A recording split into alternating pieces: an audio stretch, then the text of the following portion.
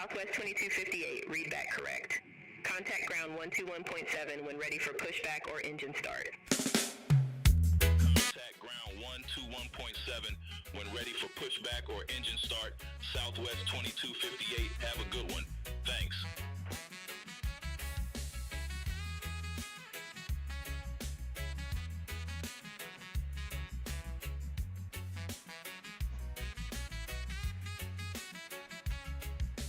Board the plane, it's on time. Sun is shining, it's prime. Breezy skies, cool and calm.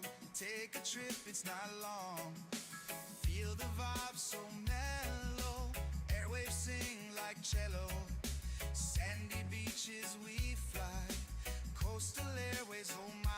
Take me high, smooth as sea. Coastal breeze, fly with me. Take me high, the islands near. Feel the love in the air. Palms are swaying, blue sky. Wonders found while we fly. Oceans calling my name. Life is more than a game. Soaring high, wings of steel. Under stars, it's surreal. Dreams are real in the sky. Coastal Airways fly by. Take me high, smooth as sea. Coastal breeze, fly with me. Take me high, the islands near. Feel the love in the air.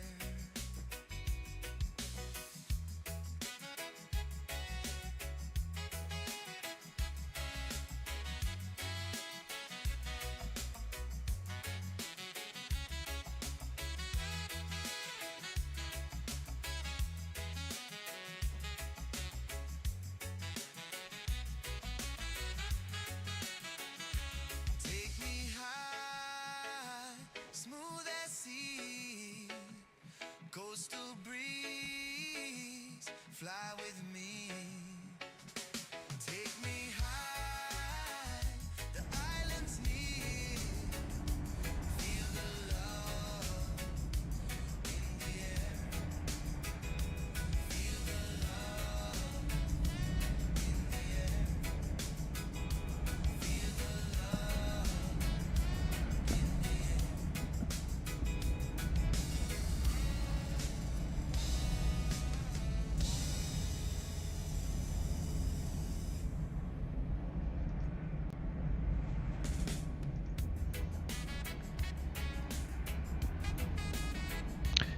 And hello fellow aviators, Vref Summer here, back after a long time of being away. Glad to be here today. Just another beautiful flight out of Fort Lauderdale. Still flying with Coastal Airways, best virtual airline around in my opinion. I'm just slightly biased, but I absolutely love Coastal Airways. And we're flying a charter in the MD-83 tonight. Going to be flying from Fort Lauderdale down to Medellin, Colombia. So it'll be a fun little flight just right across the Caribbean Sea. And we're actually flying the Inter Miami football club soccer team down there to Medellin for their second game of the preseason. Let's go ahead and hop on into the aircraft. Give me 1 second here. I'll get this in there. It's loud out here, isn't it? A lot of aircraft. I'm going to be using Beyond ATC for our air traffic control this evening. But glad to have each of you on board this evening. Looks like I have Kakari. Great to have you here. Great to see you again also here with us this evening. Well, I've already got the plane loaded up, ready to go. I'm going to go ahead and got the boarding completed. I'll get the jump seat out for you here in just a second as soon as the flight attendant says it's good to close up. We're expecting 29,000. Here, let me turn off this. We got a lot of chatter on the radio, but we're supposed to have 29,000 500 pounds of fuel, and we do have that on board now, as you can see right there. So we're all fueled up. We the door. Let's get the APU fired up because we're going to be out of here in just a minute. So we'll go ahead and get that started. Get it going. And beyond ATC, there's going to be a lot more radio chatter than typical, especially at this hour. Looks like we got us closed up. I think maybe we got all the bags on board, or maybe I think they're finished now. That's good. Awesome. So we do have all of that. Let's go ahead and do a quick briefing once we get the flight deck door closed up. I'll go ahead and lock that, and let's get your jump seat out here so you all can watch from your vantage point there in the jump seat. For all of you either joining live or as you watch later on, glad to have you on board. So if you see anything that's out of the ordinary, being on the jump seat there, please just speak up. You're part of the flight crew too. We are going to be sterile flight deck below 10,000 feet, so nothing that's unnecessary below 10,000 feet. And it's about a 3-hour flight from here down to there. Just let me know if you need anything. All right, we'll go ahead with our typical briefing here for the flight. Weather-wise, out of Fort Lauderdale, winds are out of the west, 4 knots. Clear skies. 299.6 is set on the altimeters, and we're going to be taking 8 right according to ATC when we got our clearance. Let me see if I can pull up the weather for you all here on the stream too, just so you can see on the internet browser. This is what we're looking at this evening.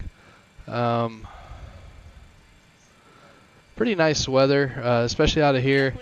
Looks like down in Medellin right now, the weather's kind of gone downhill a little bit. So winds are variable at 2, 8,000 meters of visibility. Drizzle broken at 900, and then temperature dew point spread. You can see that's really close at 15 and 15. So might be a little. It's probably gonna be IMC when we get down there. Forecast isn't calling for it to improve much. And then we do have an alternate airport of Sierra Kilo Alpha Romeo. I don't know my, let's type that in really quickly. I don't know my South American airport codes extremely well, but here, let me mute this for y'all really quickly. I'll turn the radios off for a second just so we can hear each other a little better. There we go. I don't know my South American airport codes really well, but you can see right now it's VMC conditions at our alternate, and then it's supposed to just continue as VMC conditions for the rest of the evening. A little bit of storms moving in tomorrow, but won't affect us this evening on our way down there. Here's the current map showing all the fronts. We have a dry line out there, a low pressure system down to the south as we cross over Cuba, and you can see there's the GOES satellite imagery. A little bit of cloud cover on the way down. We're going to be over the water most of the way, heading straight over Cuba out to the west of Jamaica and over the Caribbean Sea here. We'll be making landfall just a little bit to the west of Santa Maria and the Cartagena. I'm probably mispronouncing it, but that's a really important historical city from when the Spanish were coming in there. But anyways, we're going to be to the west of that, and then continuing down to our airport. And you can see here on the satellite imagery just a lot of, it looks like they've had some storm buildups in the area there, and a lot of precipitation and just VMC. So that's what we're looking at for our weather conditions. No NOTAMs that should affect us this evening out of here. No MEL items on this aircraft either. Jason, our CEO, brought this plane in from St. Louis earlier in the week, and he took good care of it. And our always reliable lead mechanic, Mr. Peppermint, Johnny Peppermint, he keeps these aircraft in tip-top shape. We got the oil topped off, 16 quarts aside, so we're good to go all the way down to Colombia today. Taxi route out of here. Let me take this down so we can continue our briefing here. But taxi route out of here, it's a pretty simple taxi. Honestly, maybe it'll work best if I pull it up in here. I'll have to load it for you guys. Sorry about that. I have an EFB that I use in my home flight deck here just to be able to see things quickly. But I'll pull it up here for the stream just so you all can see. You can see I still have the last flight we did a week ago. We flew Inter Miami's first, the chartered Inter Miami's first preseason game down in Lima, Peru. That was a fun flight, about 6 hours each way, but really a fun flight. Got to see a lot of new scenery. Never flown to Lima before in the sim, so it's beautiful. You have the Andes right there just to your east, so highly recommend flying in there if you haven't already. But here we go with our taxi diagram. So you can see we're right over here at the FBO, and to get to 28 right, let me turn this over here. They're likely going to take us up on Lima, and then Bravo 12 to 28 right. 9,000 feet of runway, so plenty of runway available. We're planning in our performance data here on our EFB in the sim, calling for flaps 9.5, takeoff CGs at 22.1. I have that set. And we also have the flap takeoff selector over here set to 9.5. And our V speeds are going to be 136, 140, and 149 for the V2. I have all of that set up. We'll be flexing at plus 50. That's set in here. And it'll be standard abort criteria there, which means below 80 knots we'll reject takeoff for a variety of reasons. At or above 80 knots we're only going to reject the takeoff if we have engine fire, severe engine damage, or the inability of the aircraft to get or stay airborne. Don't anticipate any wind shear associated with convective activity today out of Fort Lauderdale. That's something we'll deal with when we get down to Colombia. Clearance-wise, we're squawking. We already picked up our clearance. We're squawking 2611, and it's the Reggae 2 departure off runway 28 right. We pull up the Reggae 2 on our plate here. So you can see on runway 28 right, climb heading 276. I have that set in our heading selector for the initial heading. And then it's to intercept the 287 course to Dreads. So Dreads is our first fix. And I have it there in our navigation display. And I'll step through these here. So we have Dreads. We look at the plate here. So we're heading out to the west first, so Dreads, then Shells, then Jamaica, then Beads, Lincoln, and then we should be at 10,000 feet at Gateway. And they had us climb via 6, set maintain 10,000, which we have set in our altitude selector there. So Gateway 10,000, then it's Pastel, Reggae, and then Nino's our next altitude restriction at or above 17. Then we have Cruisin', Glams, Elrod, Ursus. And then we're on to our the rest of our filed route, which has us on the Uniform Papa 406. Let's pick this up from Ursus. Sorry about that. I don't know why. There we go. From Ursus, it should be Bill C. And then Merca, Putol. It's very important you check all these legs. Make sure it's loaded correctly. Then we have Hank, Sudsa, Obsux, Mivub. We're getting there. Looks like there's Mivub, then Akpek. I think at that point we're getting onto the arrival, which we're supposed to be on the Akpek 4 Charlie into Medellin. So let's check that out here. We'll pull that up. Gotta find the 4 Charlie. There. No. Well, I had it in the, I'm not seeing it. Cockpit 4 Charlie. I'm not sure why I'm not seeing it here on the, let's see what this shows. Yeah, I don't know why we're not, I do not see, I see a 3 Charlie for Akpek, but that is weird. So this is why we check this stuff. Not sure why I'm not getting the filed. So Hold up 1 second. I do not know why I don't have a chart for this. This is the stars. RNAV arrivals. I'm guessing it loaded up into the, there it is. Okay, good. It's just on this RNAV arrivals. Let me pen this really quickly. You can see it doesn't show up in the normal just overviews of all the different routes. So ACPAC 4 Charlie. So yeah, ACPAC's supposed to be at or above 15. Then Romeo Golf 800 at or above 15, or above 15. ISPAS at or above 13. There it is. Vubsu at or above 13, and then Dontu is going to be where it depends on whether we're landing on runway 19 or runway 1. Winds are variable as we saw just then. So there, that all matches up. Total distance we're showing in the flight management computer is 1,323 nautical miles. Let's go back to our flight release here, and we're showing a total distance of 1,303. So that's close enough for government work. That'll work. So that will be good for now.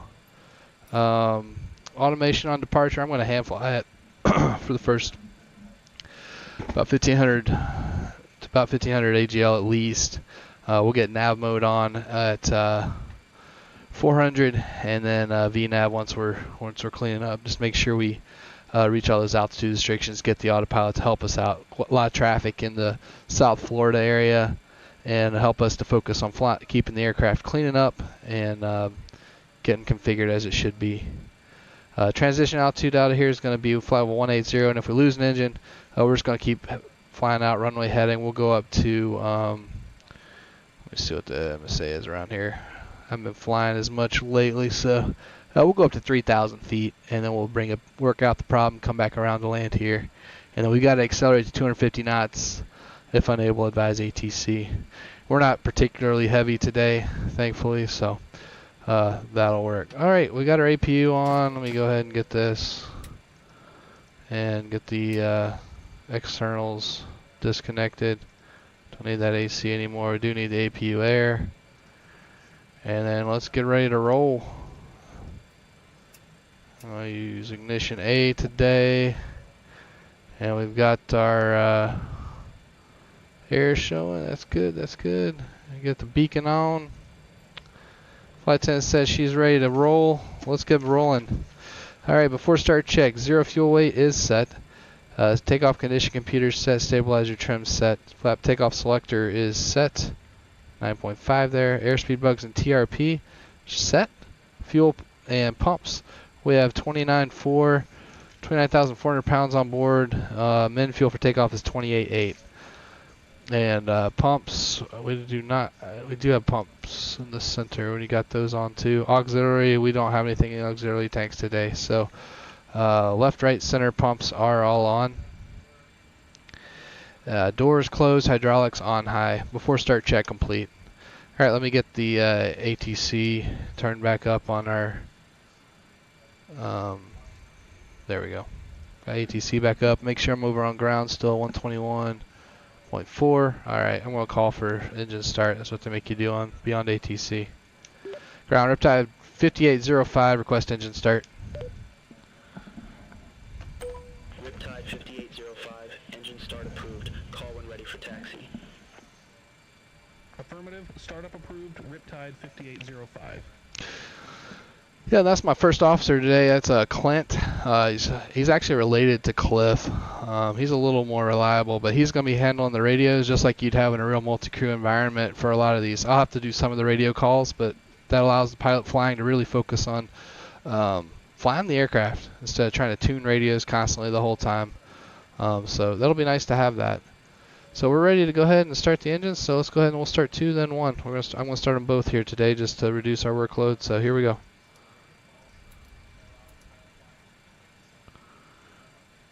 Let me go and get our timer started. There we go. All right, N2. So our oil pressure. Got some N1 rotation.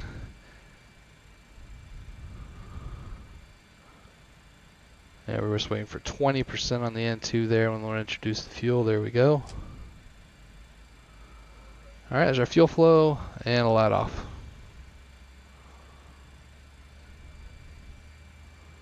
Now we're just watching for 40% here on the N2. That's when we're going to have the starter cut out. Alright, there's 40%, and then we got to manually pull this back. There we go. And we'll let the engine stabilize, and we'll move on to the number 1 engine. Alright, looks good. Alright, starting 1.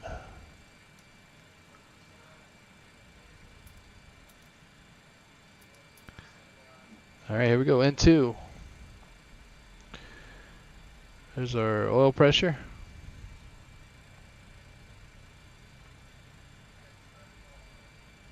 And 1 rotation.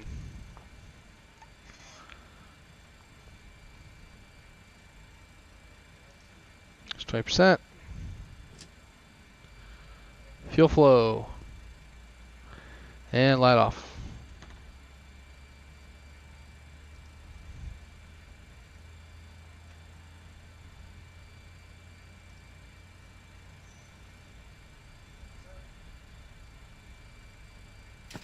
Here's our 40%. Get that starter cut out. Let it stabilize here.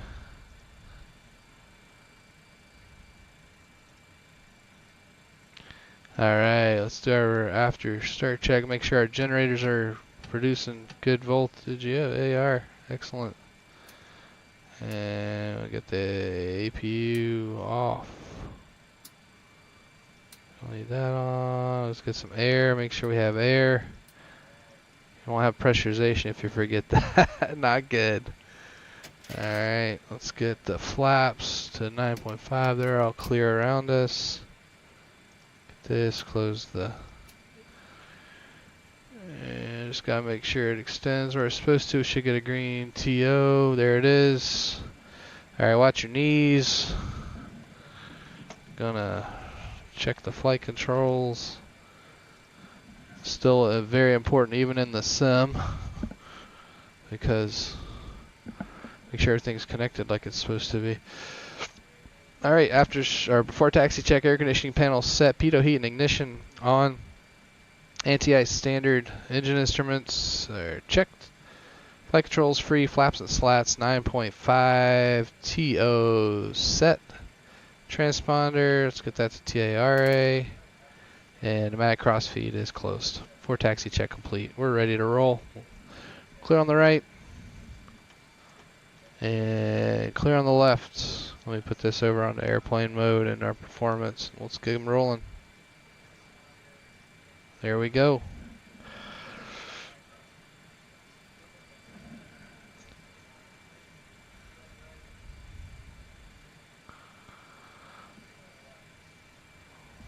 Excellent.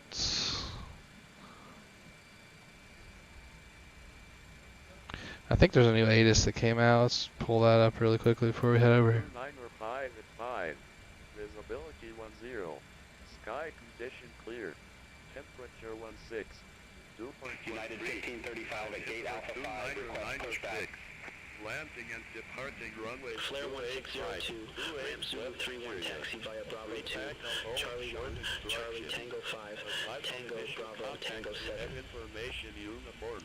Alright, uniforms. Zulu 31 via Bravo 2, Charlie 1, Hollywood Airport Charlie Tango 5, Tango 2058 Bravo, with Tango 7, 295 at 5. Flare 1602. United 1535, Fort Lauderdale ground, pushback and engine start approved, face north. Pushback and engine start approved, face north, United 1535. Ground, Riptide 5805, taxi with uniform.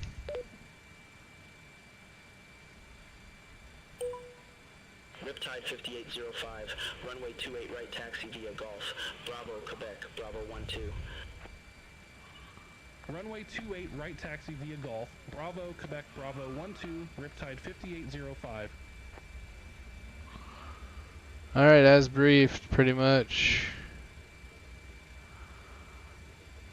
I don't think these always match up with the Beyond ATC instructions, but it's pretty much, we have Gulf, we have Quebec coming up in front of us. We'll take a left turn and then a right turn onto Bravo. And that'll take us to 2A right. And we're clearly. There we go. That's an associated caution with the ART and op. That's since we're flexing, you have to turn off that automatic reserve thrust.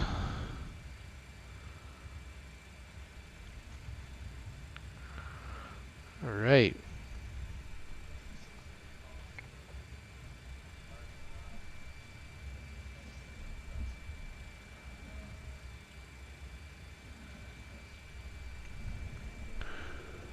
Be on 1535, request taxi to the active. United 1535, runway 28 right, taxi via Tango, Tango 1, Bravo, Bravo 12. All right, we'll taxi to runway 28 right via Tango, Tango 1, Bravo, Bravo 12, United 1535. Yeah, nice thing here is beyond ATC is you gotta watch out for some traffic too. You know, you get to. And they do a good job with the regional United 1535, variety of aircraft too, as we get down to Colombia. Over to tower 119.3, United 1535. All right, so next we'll be taking a right turn on the Bravo up ahead. I'll set this back to map mode here. Navigation SPOTUS. We're done with the plan mode. And for those of you just joining, thanks for hopping on the seat back here. But if you see anything that's out of the ordinary, please don't hesitate to speak up in the chat. And you're part of the flight crew too. So, all right. Looks like we have one United 73 down there. We're clear otherwise on the right, clear on the left. We'll join in Bravo. I'll do our takeoff briefing here on Bravo.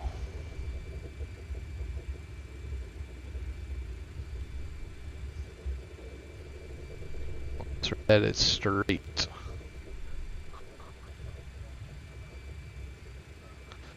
Alright. Bravo down here to the end of TA right, and we'll be ready for our departure. This is going to be we're flexing at 50, that's all set. We're using the auto throttles for the takeoff. Standard abort criteria, so we'll reject for a variety of reasons below 80, and only for engine fire damage, for the ability to get airborne at or above 80. You're set at 136 for 140 for VR, 149 for V2. Flaps are at 9.5, trim is set. And flash spoilers are armed. RTO's on the auto brakes. Takeoff warning is cleared. It's good. And we do have our all set up. Before takeoff, check please. Ignition ready. Altimeter's set. And before takeoff, check please.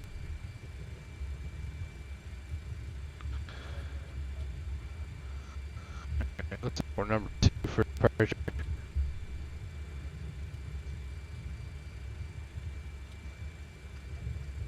Maybe, yeah, he's probably not looking here.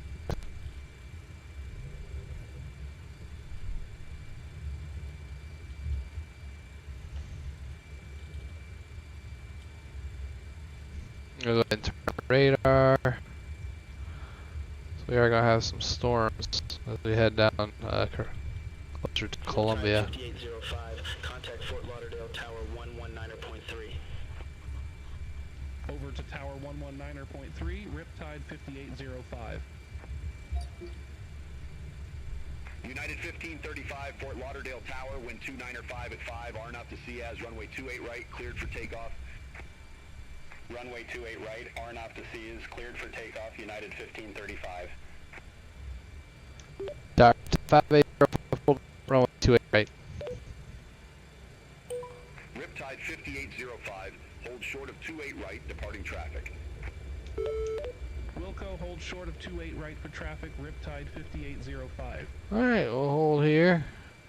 Riptide 5805. Here we go. Runway 28 right, line up and wait. Line up and wait. Runway 28 right, Riptide 5805. Alright, that's what I was hoping he'd give us right off the bat. But 28 right is on the sign there, and final looks clear. Line up and wait. Here we go.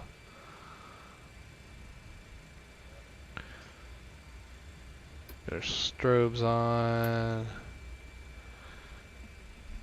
Get those extended. I'll turn on. Riptide 5805, Fort Lauderdale Tower, wind 295 at 5. RNAV to dreads, runway 28 right, cleared for takeoff. Runway 28 right, airnav to dreads, cleared for takeoff, Riptide 5805. Alright, let's look at the legs here. Yeah, dreads is our first fix. RNAV up initially. It's all set. I have the flight controls. Here we go.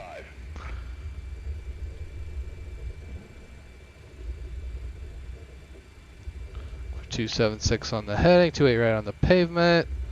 Headings check. Here we go. Southwest 117, visual runway 28 right. Set thrust. Southwest 117, Fort Lauderdale Tower, continue. Wilco, Southwest 117. Thrust set. Just clamp. 80 knots. Check.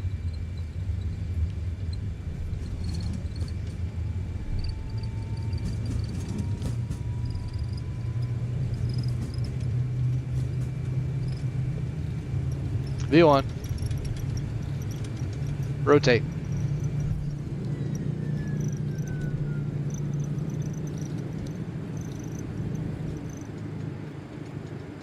Positive rate. Gear up.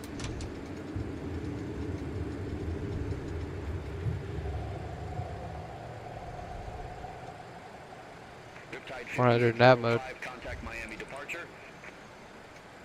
Contact Miami departure, Riptide 5805, take care.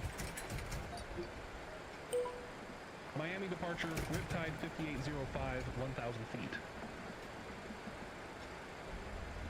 Riptide 5805, Miami departure, radar contact, climb and maintain 17,000.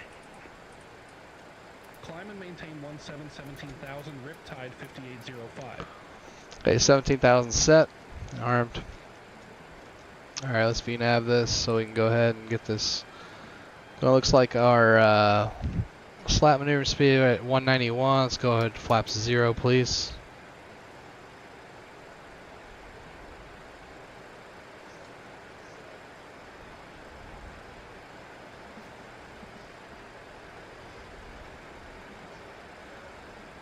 Clean maneuvering speed is 235.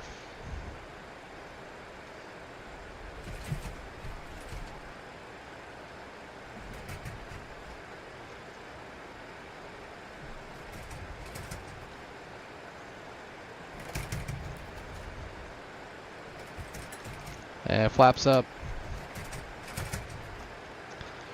So to 250. Like the SID called for. There we are. Let's get climb thrust here. Autopilot on. And after takeoff check. And let's a little bit of stuff to do on the FO side here. You can't really see on the captain getting those hydraulic pumps off and the. Oh man.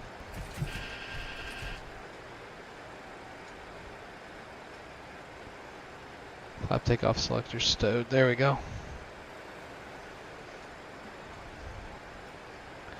I apologize for the stutters. I am planning to get a yeah, Cat Gary, you say stream is stuttering. Yeah.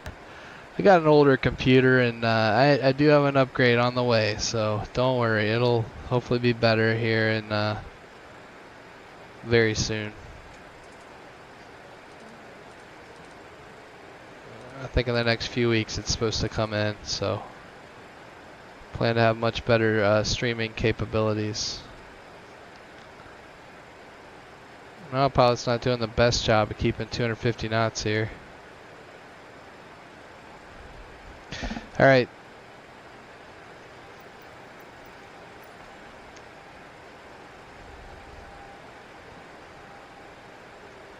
So on this SID, standard estimate departure, did have those altitude restrictions. Targets. Looks like we got stay. We're supposed to stay at 10,000 feet, but he told us to climb to 17,000 is what I heard, which means that is no longer valid.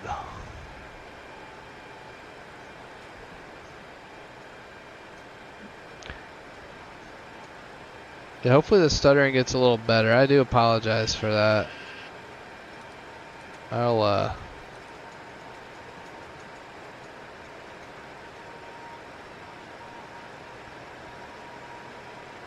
Alright, there's 10,000.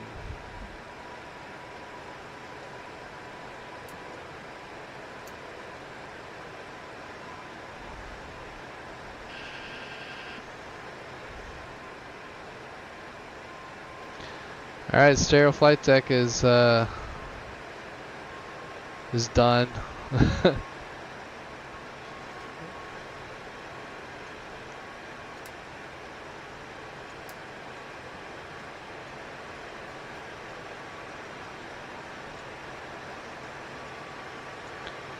He said clown.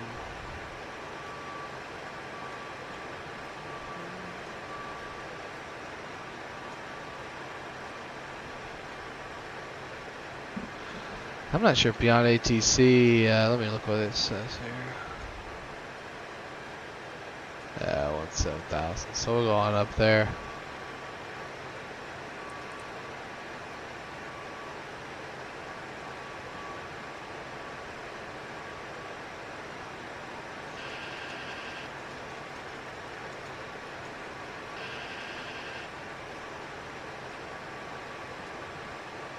There we go, climb on up to 17,000.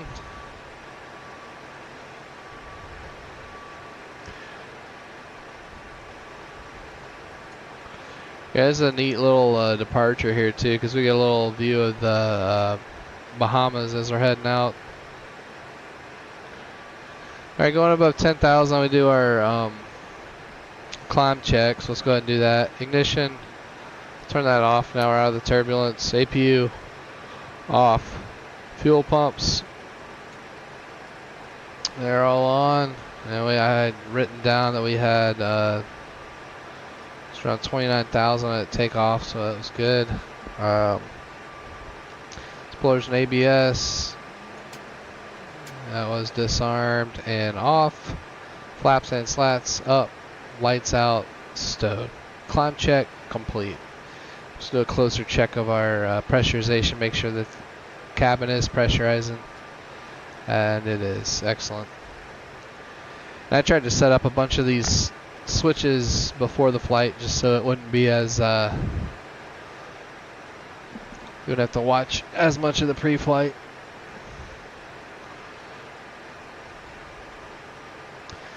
But maybe one of these streams on a shorter flight, you know, I might do the whole thing. Alright, gateways where we had the 10,000 restriction initially, so I'll switch this back to VNAV once we're past that. It's going to keep trying to hit that restriction. Probably could delete that restriction in the flight management computer too, but I'm just going to fly this way.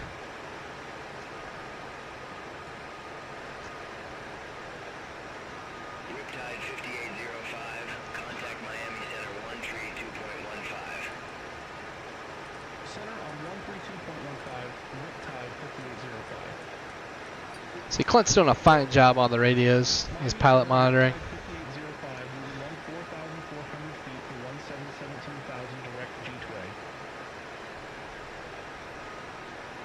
G-to-way.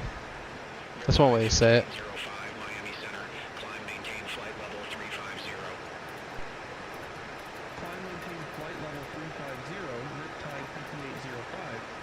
Alright, 350 set. Once we get past gateway there, I'm gonna VNAV again.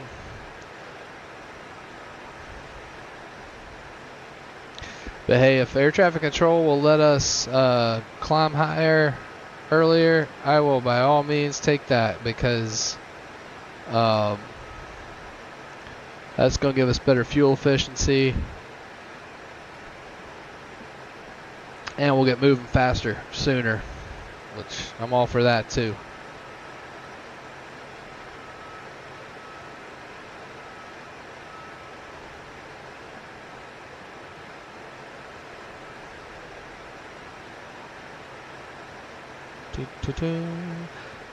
This will give us a chance. Once we get above 18 here, I'll show you some of, you've probably seen some of the stickers that are now in this Mad Dog cockpit. It's changed a little bit since the last time I streamed. We've been flying a lot of the Miami teams, and well, a lot of them have been winning championships in their respective sports. So I'll zoom in on these stickers. One of our management guys, Sean, he's done a lot of work on the interiors here, this aircraft, but also he's our main man who keeps the charter operation and cargo operation running at Coastal. Does a fantastic job. So thank you, Sean, if you're watching or if you watch later. Appreciate all your work. Contact Miami Oceanic 23775, riptide 5805. Alright. Miami Oceanic, riptide 5805, crossing flight level 181 for flight level 350. Riptide 5805, Miami Oceanic, copy. Alright, there's the 180, so now we need to go 29 another 200 altimeters. I got the all the lights off that we don't need. That's something that ACARs at Coastal will ding you on if you don't get those lights off right at 180. It'll start taking off on your score. Alright, I'm back in VNAV mode, so we have VNAV climb, auto throttles managing the thrust levers again, and yeah, we don't have any more hard altitude restrictions on the departure, so we're looking good. Everything's holding stable. Last promise, let me zoom in here on some of these stickers. You can see here we've been operating charters for the Florida Panthers. You can see the back-to-back Stanley Cup champions decal there, and also Inter Miami won the MLS Cup in 2025. There's their special sticker for that. And also on the exterior of the aircraft, you can see the back-to-back Stanley Cup champion Florida Panthers on the side of the aircraft now. There's some of the Bahamas just off to our east as we are heading down south now. This departure takes us off the coast. I guess that helps. Definitely would help with the noise. Keep us away from Miami.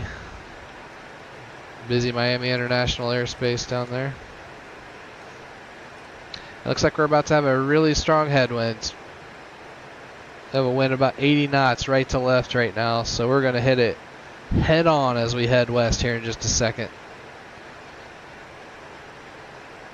Bahamas 207, contact Miami approach 133.775. Once we're at cruise flight, I'll take you all back in the cabin. There's a few little fun things to see back there too in this MD-83 that operates a lot of the Florida charter flights, sports charter flights for us here at Coastal.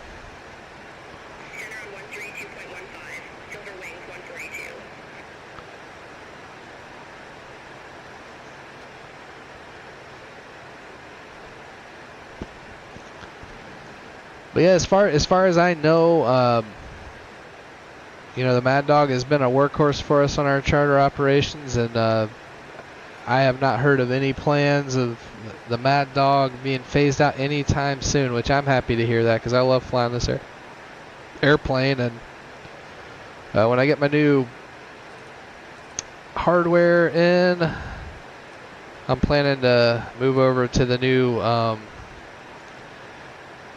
updated version of the Mad Dog that Leonardo came out with recently, and also moving over to Flight Sim 2024. So this might be one of my last Microsoft Flight Simulator 2020 streams. And I think as you were seeing there, Cat Gary, that my computer's starting to have a little trouble with streaming and simming at the same time. So it might be a good time to cap this all off. So,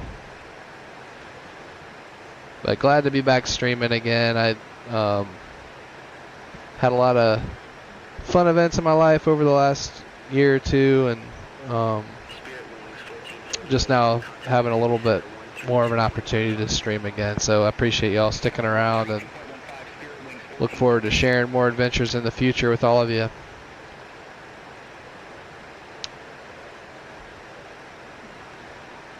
And hopefully coming out with a little bit more varied content, flight sim related content too, and as I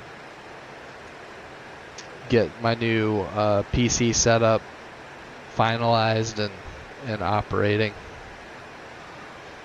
So, and hopefully smoother streams, no stuttering. That's going to be the goal.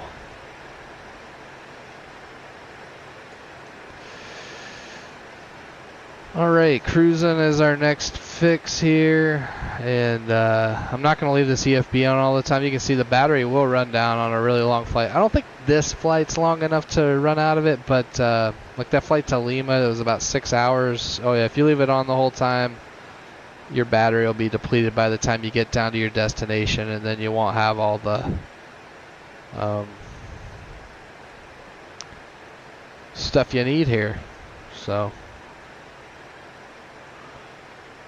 I guess I could have pulled the plate up on that too. Oh well. Well, I'm going to turn this off so we save the battery. I like having those maneuvering speeds quickly available on the EFB. We also have these. Here's a fun thing on the MD-83 I've noticed. You got to manually scale the EPR engine pressure ratios back so you don't over-temp the engines. So you just pull out these little tabs here for the manual to manually set the EPR for the auto throttle.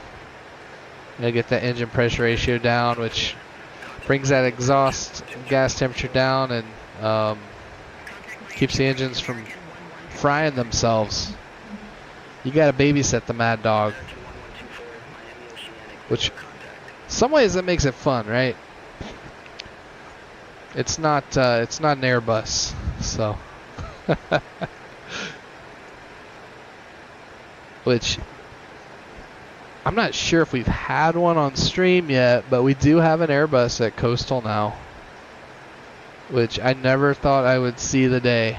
But Jason did bring an Airbus on board at Coastal. It's the A300 flying freight, and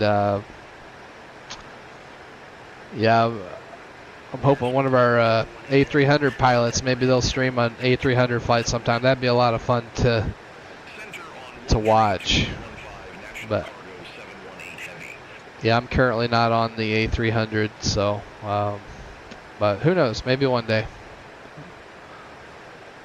Sticking to the Mad Dog and the 7.3 for now at Coastal.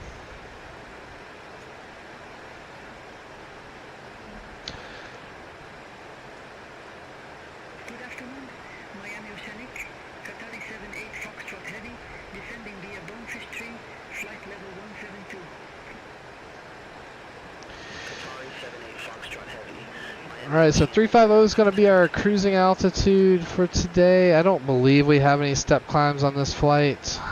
Yeah, it's nice that we're light enough we can get on up to 350 right away.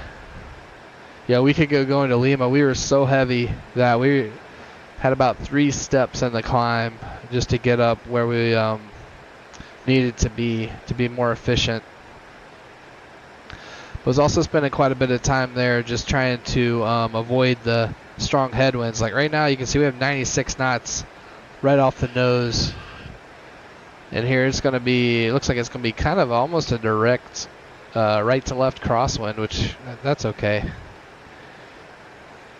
Yeah, you can see our ground speed right here in the lower left corner of our PFD just picking up dramatically as we turn away from that headwind. we will definitely take that. And I'm going to move our heading bug back around. I always like to keep that centered up with where the nose is pointing, just in case we happen to lose our lateral navigation capabilities, or we at least can get the autopilot into heading mode quickly and work out, our navigation from there. But it's just a technique I like to do. I think a lot of pilots do that I've flown with or watched, but it's one technique that can be helpful. Just always keep that heading bug centered.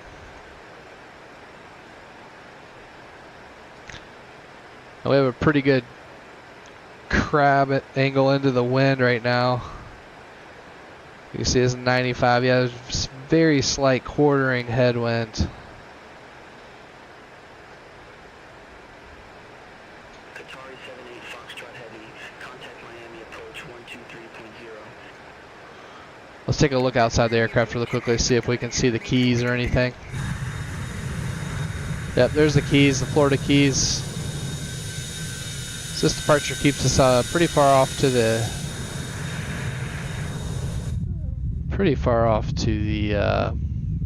east.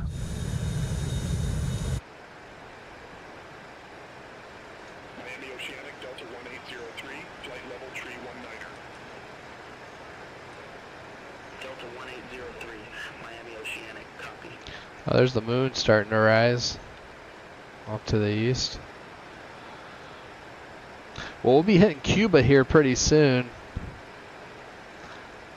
And I gotta say, seeing Cuba from the air in the sim is, it's usually pretty beautiful reefs down there a lot of times. There's a 340 for 350, so 1,000 feet to level off. And then we'll get our top of climb fuel readings. We're gonna try to keep track of our fuel at each of these waypoints, see if we're ahead or above or below what we're planned to be at each one. Track our burn.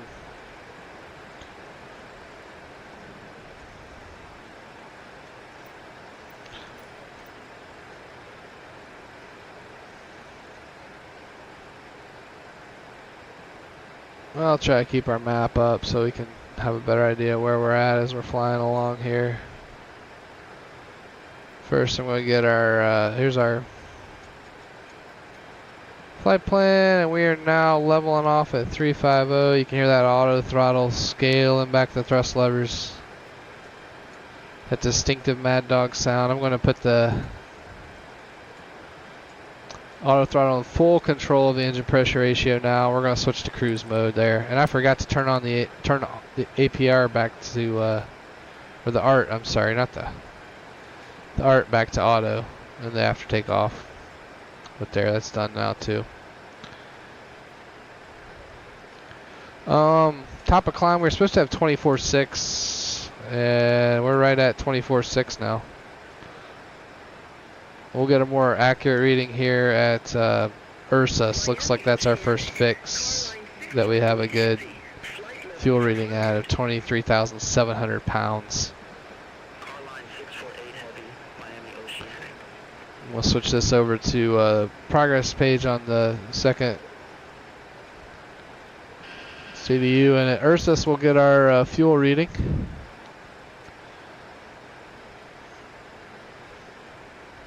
Go from there.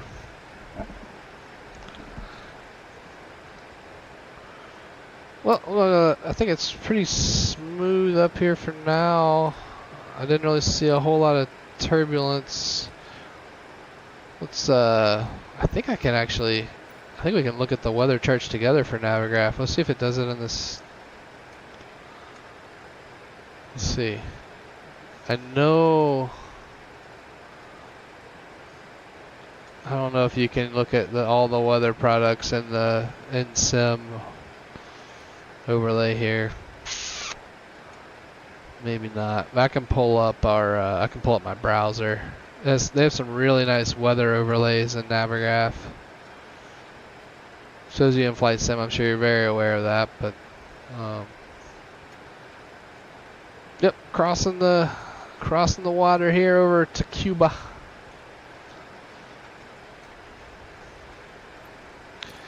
Got some bone fishing out there on the Bahamas. You can't really see it. There's a little bit of a cloud deck out there today.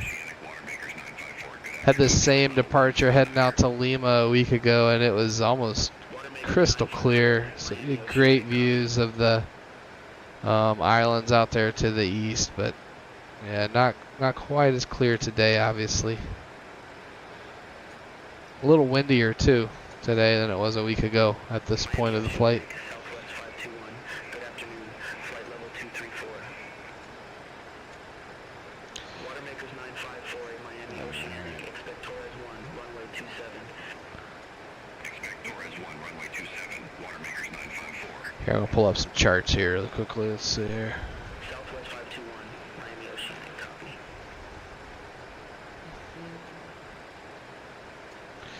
All right. I'm just gonna pull up Navigraph on the my internet browser because I know I can get the weather on there. Yeah, here we go. This is gonna be good. Let me make sure this looks correct for you all too.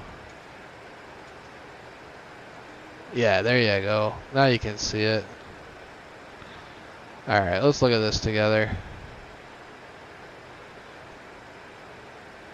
I just gotta remember to take this off. So we're looking at the wind right now. That's at 220. We're up at 350. Let's see what it's showing. Miami Oceanic, jet, blue 21. And you can see it's really not. It gets weaker as we head south, which I guess it's pretty typical when you're heading toward the equator that the winds get weaker. But so once we get south of Jamaica, which we're gonna fly right over Jamaica, we're gonna get some great views of Jamaica tonight. It looks like, which is cool. But once we get south of Jamaica, it's really gonna start to lighten up wind-wise, which is good. Well, let's see. We can look at the radar is showing now. I'm gonna take the turbulence off.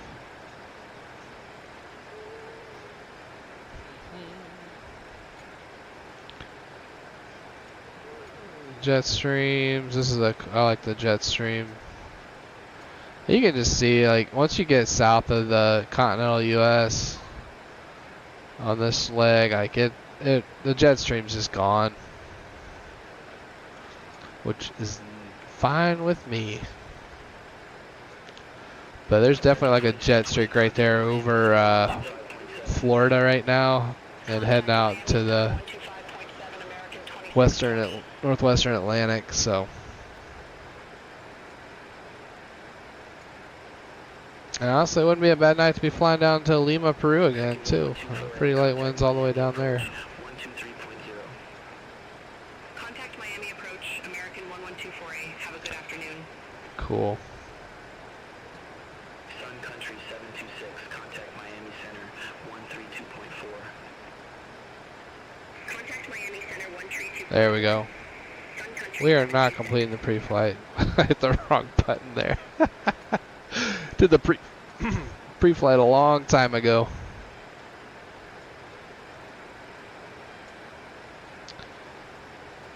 All right, we're coming up on El Rod. So after El Rod, it will. 1803, contact Miami Center 132.15. Contact Miami Center 132. After El Rod, we'll be getting towards Ursus for our first check. There's one thing I've noticed here on this right generator for the last little bit is you can see the frequencies. They get pretty high. They get up about 410 there, 408 to 410 on the frequencies. And typically they're supposed to be around 400, which the left generator is keeping us at. But yeah, I don't really know what might have to report that to Peppermint, our chief maintenance guy.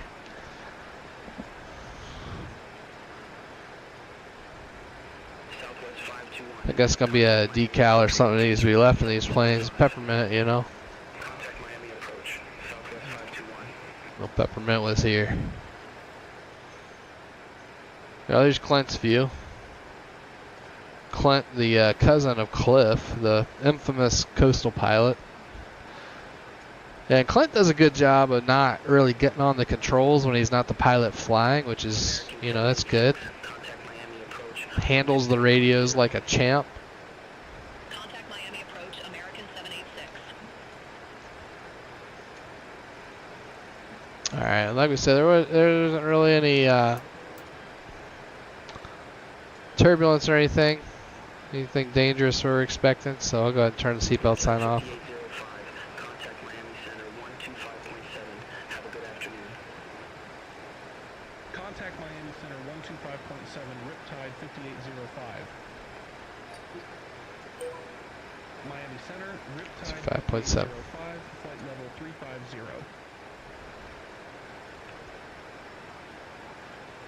Riptide 5805, Miami Center. Alright. Very good. Very good. There, I can leave the well, we can listen to a little bit of music in the background maybe while we're flying. Just keep it nice here. Just have some music lightly playing.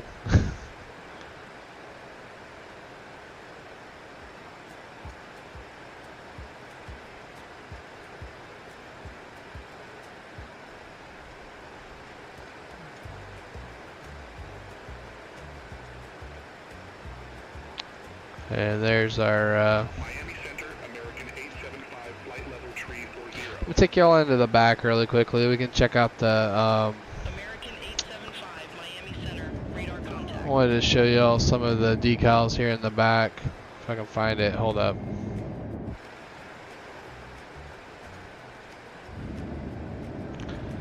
Alright, I think I gotta go back this way.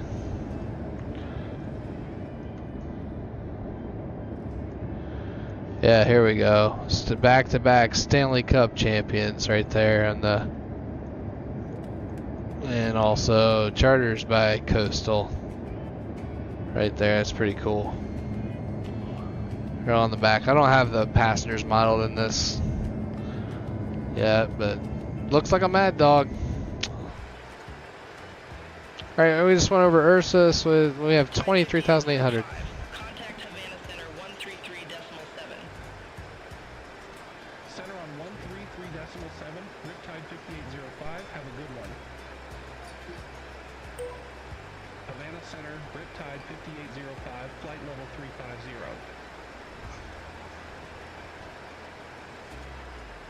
Riptide 5805, Havana Center, radar contact. All right. Delta 1758, contact Havana Center 120.25. All right, so 23.8. Center on 120.25, Delta 1758. Bye-bye.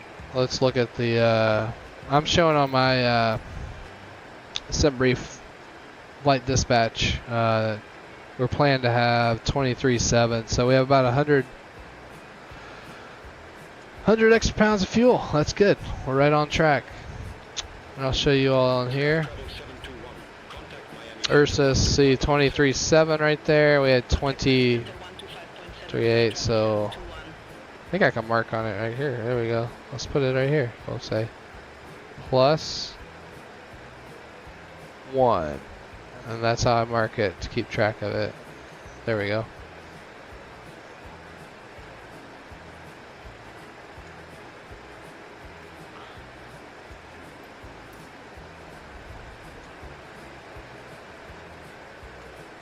And I'll leave the map up for you all on the stream just so you can kind of see where we're at.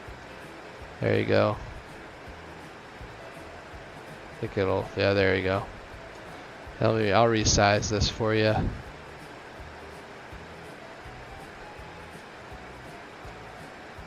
So it's a little more, there you go.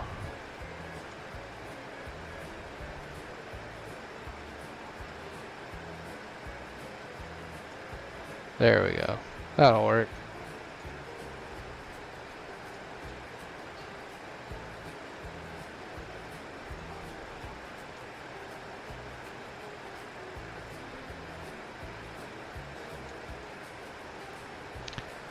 Yeah, I used to have a little overlay that would show where we are, like departure airport, destination airport. It's not working. At some point over the last little bit since I stopped streaming, it stopped working. So I'll have to find something else that does the same thing. American 2620, Havana Center, radar contact.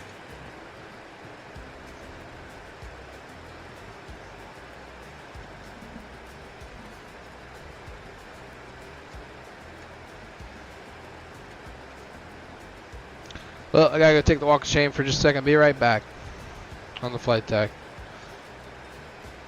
I'll let Clint take over for just a minute.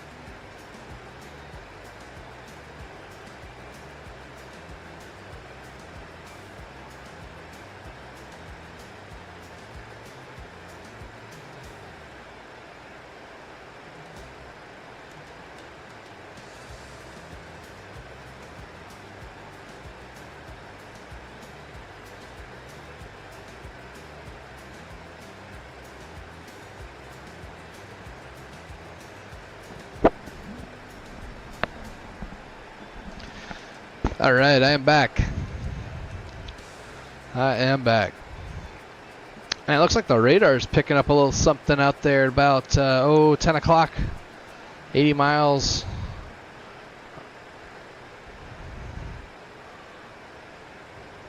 Oh, I need to actually change the tilt. We need to be down. We don't need to be up. I'm not sure that that does much in this simulator, but yeah, there's a little something out there. Kind of just now make out some buildups.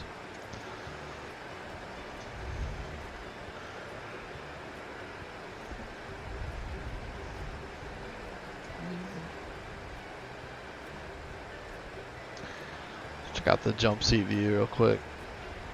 There you go. There's your jump seat view. You can see you can't really see anything over that clear shield. Yeah, thankfully I got to ride the jump seat of the Mad Dog many times. But yeah, I guess they're pretty much all gone in the US now. But they were a workhorse for many years for a lot of airlines here in the US. Contact Havana Center 135.1. Bye-bye. Center on 135.1, jets at 4325. See you.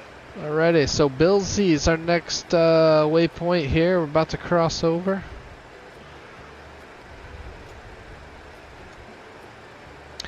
Let's see what happens when I pull the release up here again. Riptide 5805. Contact Havana Center 123.7. Have a good afternoon. Contact Havana Center 123.7, Riptide 5805. Havana Center, Riptide 5805. Good afternoon, flight level 350.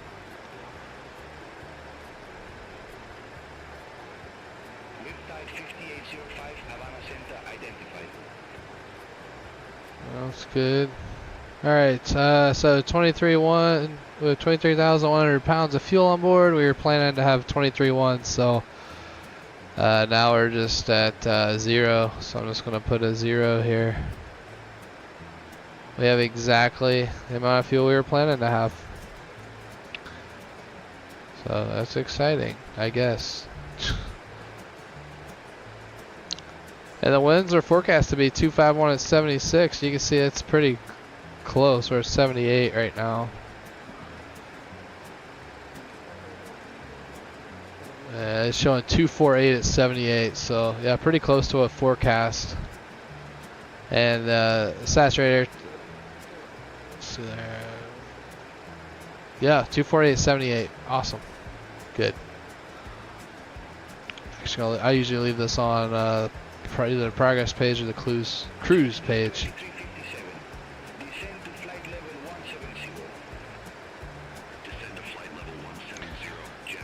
Yeah, we didn't have any step climbs planned today.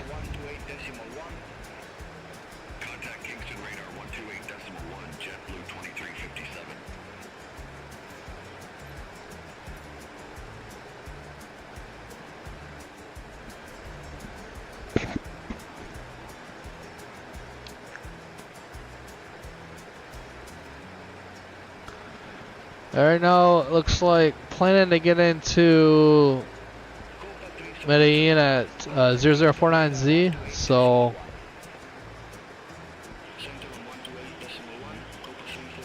a little over 2.5 hours from now.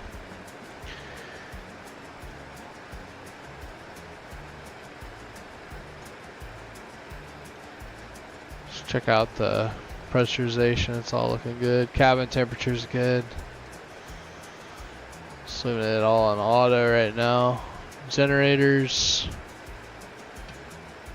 Just that high frequency on the right side. That's the only thing that's kind of weird. Everything else looks normal. Yep. Looking good.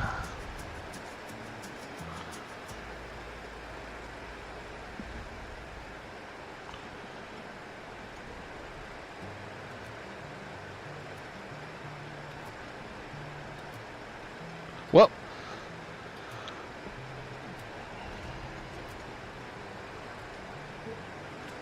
wow, beautiful views out there, the clouds. I think we're over, getting ready to come over Cuba now, it looks like. I think I see a little bit out there. Let's hop outside the airplane and take a look for a minute. Yeah, there's a little bit of a reef you can catch in between the clouds there, but definitely a few storms out and about. That's a pretty shot right there. Wow. I think I'll take a picture of that, add it to my photo book. There we go.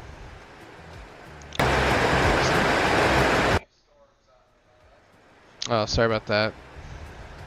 Volume spiked for some reason.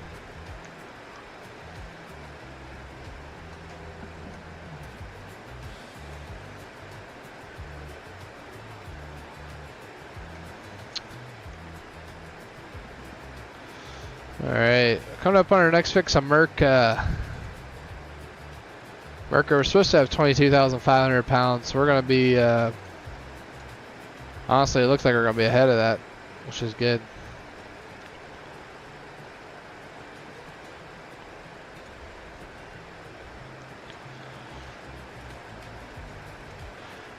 Over Cuba, then off to Jamaica next. Here's a view in the back.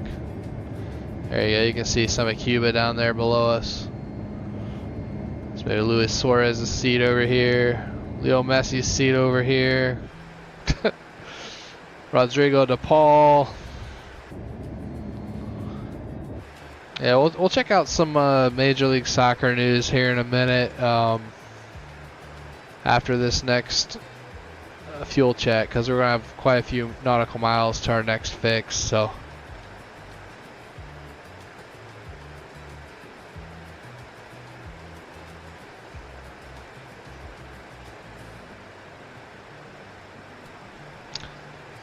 alright, here it comes. We're like 1 mile away. Actually, we're going to be right on. It was saying on the release we're supposed to have 22,500, and it's looking like it's going to be right there, about 22.5. So, alright, I'm going to put us at even again. Right on the mark for our fuel burn. Looks like this flight was well planned by the sim brief profile. So they're still showing instrument conditions down in Medellin.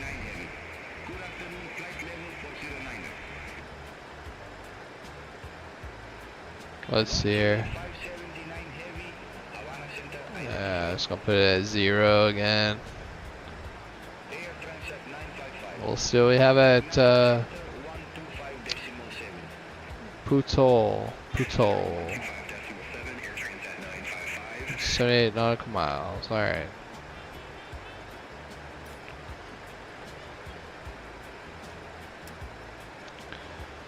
Alright.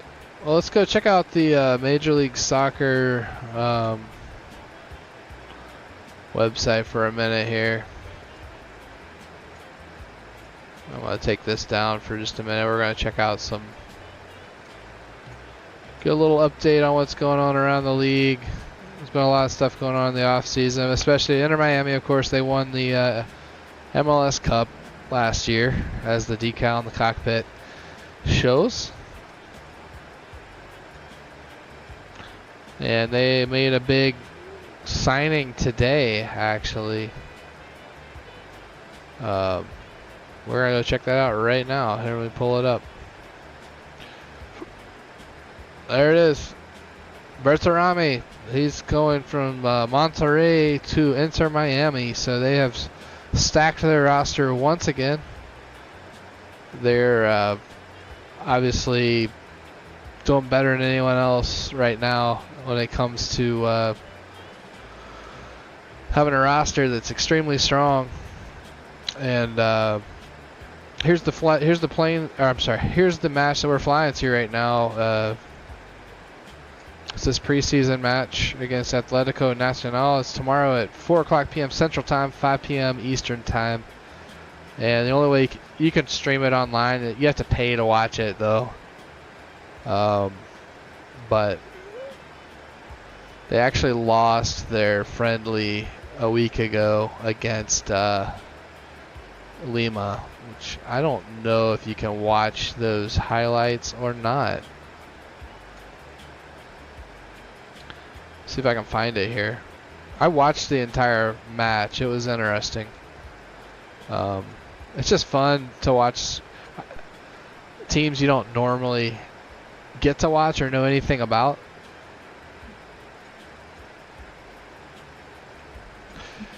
Alright, let me see if I can find a way to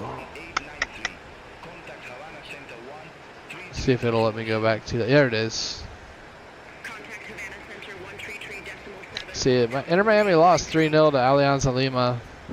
And Alianza Lima, I mean, they played pretty well. Inter Miami just had a few hiccups on the back line. I mean, Miami was attacking pretty well. We'll see if they even have a video of it. I don't think they do. Yeah. But if you go to if you do want to watch the game tomorrow, I mean, you can go to Inter Miami's website for their team, and or I'll see if I can get it to pull up here.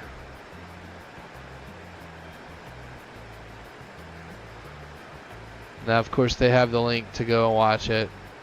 But it was like, you either had to pay $4 just to watch the one match, or you could pay $9 and then you could watch all 4 of their preseason games. Because after this Friday, they're going down to, I believe it's Ecuador next Friday to play a Saturday match in Guayaquil, which I'm probably butchering the pronunciation of that city. And then they're going to be flying to Puerto Rico for the last Saturday in their preseason.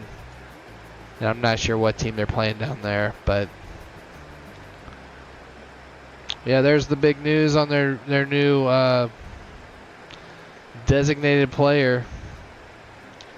Here's what the article says from the Miami Official Communications Department.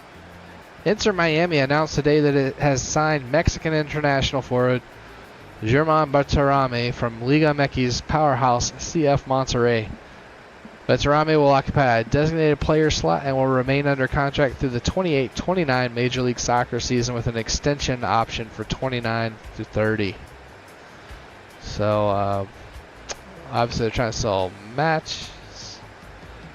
The 27-year-old arrives at Inter Miami following a prolific spell with Monterrey after previously featuring for Atlético de San Luis in Liga MX, CA Patronato in Argentina's Primera Nacional, and CA San Lorenzo de Almagro in Argentina's Primera Division. And all he's racked up 105 goals at the club level. That's pretty good.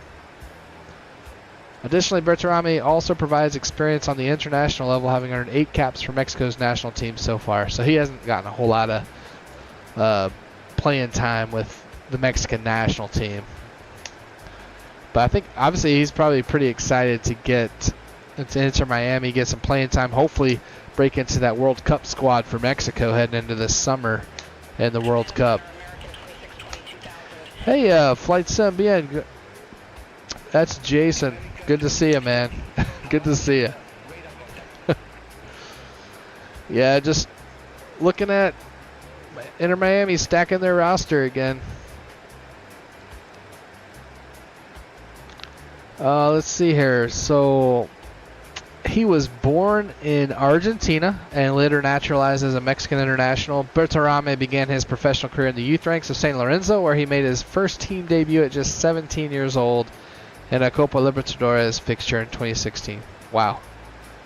That's just crazy to think about. These guys are like high school age playing professional sports, you know.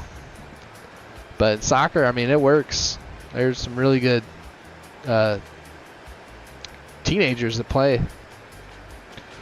Let's see. So continues here. Berterame in 2019 went out on his season-long loan to second-tier side Patronato, registering 4 goals and an assist in only 12 games. That's pretty good. And then later that same year, he made the move to Liga MX with Atlético de San Luis, where he quickly established himself as one of the league's most dangerous attacking threats. Across 4 campaigns with the club, scored 31 goals, 6 assists in 93 matches. That's pretty good for soccer. And he earned Liga MX's top scorer honors with 9 goals during the 2022 Apertura tournament. He went to, obviously he played well, was able to transfer to Monterrey in 2022. Played 4 seasons with Los Rayados in Monterrey. Scored 68 goals, 15 assists, and 153 appearances. So, I mean, the thing is, you can kind of count on this guy to score a goal at least every 2 games, which in soccer, that's pretty good. These guys just don't, you know, hockey, man, you can rack up a few goals in a game. Soccer, man, if you can get double-digit goals in a season, you've had a great season. So this guy's going to, he looks like he's going to be dangerous for Inter Miami. So I think maybe we're going to get our first chance to see him tomorrow in this preseason game down in Medellin, Colombia. So I'm definitely planning to tune in and watch it. Jason, you say you are still coding the FMC. Is that for the Mad Dog, trying to get all that stuff worked out with Sean? Yeah, I've never been able to get this to work, but I think Sean was going to send me some info to be able to pull up the METARs and things on the ACARs, which would be nice. But, well, German Berterame, welcome to Major League Soccer. Yep, just making the league a little bit stronger, I suppose, even though I'm not an Inter Miami fan. Anyone that's watching me knows I'm a Nashville SC fan, and we have to play Inter Miami constantly, so yeah. Here's the announcement about this preseason tour, which we are currently on right now.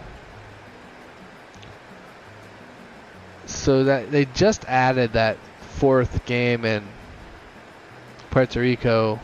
Like, they announced it like a week ago. They're playing Independiente del Valle, which I do not even know where that team is from. I don't believe they're from Puerto Rico, though. See, I bet you it says Independiente del Valle. Okay, they are an Ecuadorian side. So they're going to be playing 2 Ecuadorian teams to close out the tour. Yeah, here's the schedule here. So last week was Club Alianza in Lima. This week they're going to Medellin. Next week it's Guayaquil, Ecuador, and then Bayamon, Puerto Rico, which we'll have to. I don't know if that's close to San Juan or I don't know. Sean's an expert at figuring out where these charter flights actually go to. So, but yep, that's our plan. These preseason charters, and I'll do the hockey charters as I'm able in between. But they're getting ready to go on the Olympic break, so it won't be a whole lot of hockey flying. Let's hop outside the aircraft real quick. I just want to see some of the scenery. It looks like we still have some Cuban scenery below us. Starting to leave it in the rear view, but there we go. And the sun's definitely starting to set, so some more of the traffic heading south with us. Yeah, so next up for us is going to be Jamaica.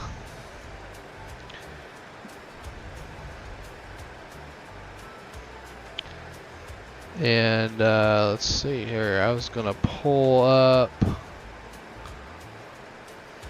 Let me see if I can find some video of that game a week ago. That was. Check really quick. Maybe watch some clips of it with. I don't know if it's going to let us. They probably don't want anyone to know that they got beat 3-0. You know, a little bit humiliating. But I thoroughly enjoyed watching it, though. So I was.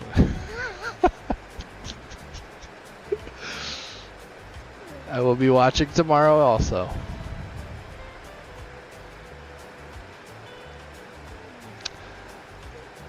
So one of the theories I've heard recently for Inter Miami and their roster build is they have not been able to win the CONCACAF Champions Cup yet. That's basically the North American equivalent of the Champions League in Europe. So it's all the top teams from each of the leagues in North America playing each other, and they have been eliminated the last few times they've been in that tournament. And a lot of times that comes down to roster depth. Major League Soccer still has a lot of restrictions on your roster build. How many high-paid players you can have on your roster. So typically, once you get past your first string in Major League Soccer, it's a pretty sharp decline.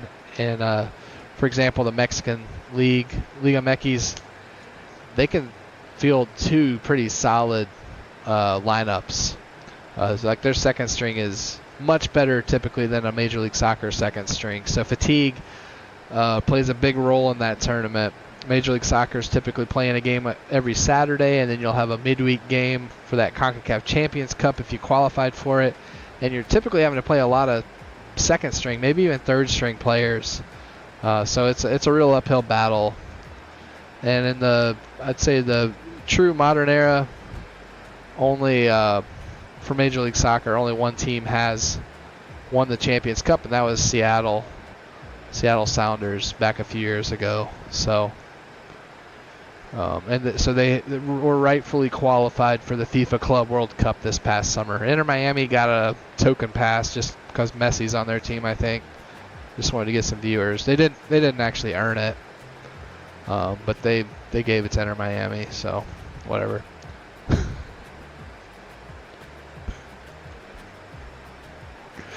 All right.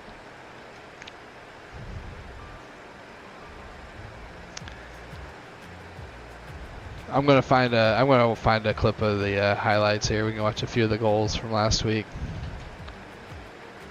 Yeah, really, the story of the the story of the game a week ago was defensive breakdowns in the back line.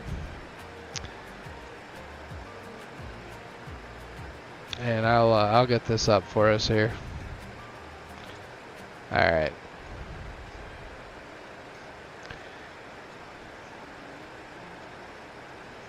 All right, I found oops, I found the highlights. So let me pull it up here. Let's see what this does. Yeah, there we go. Did that work? About to find out if it works.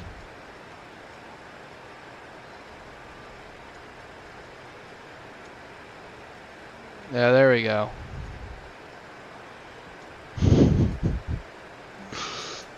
It was working.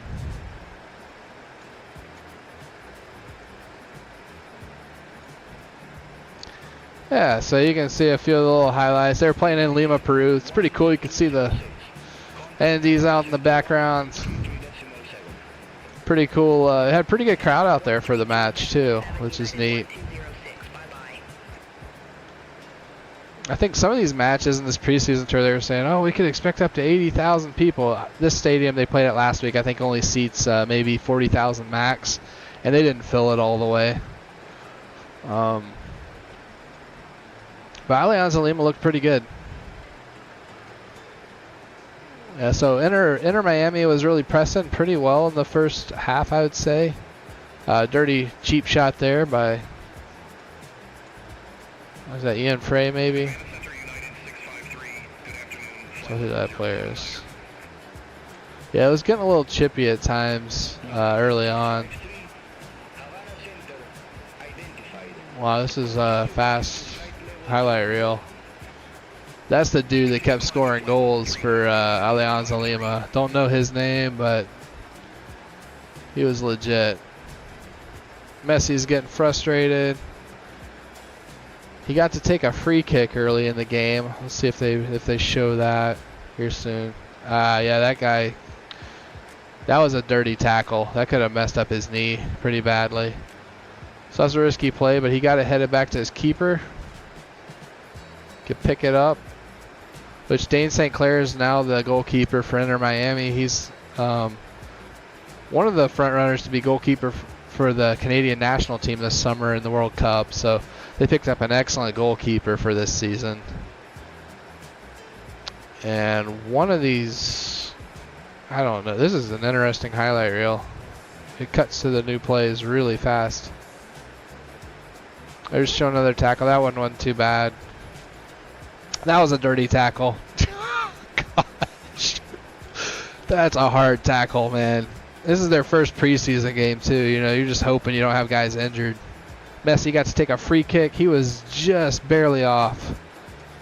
That was a point in the game where it looked like maybe, just maybe, Inter Miami was going to make a game of it, but not quite. Not quite.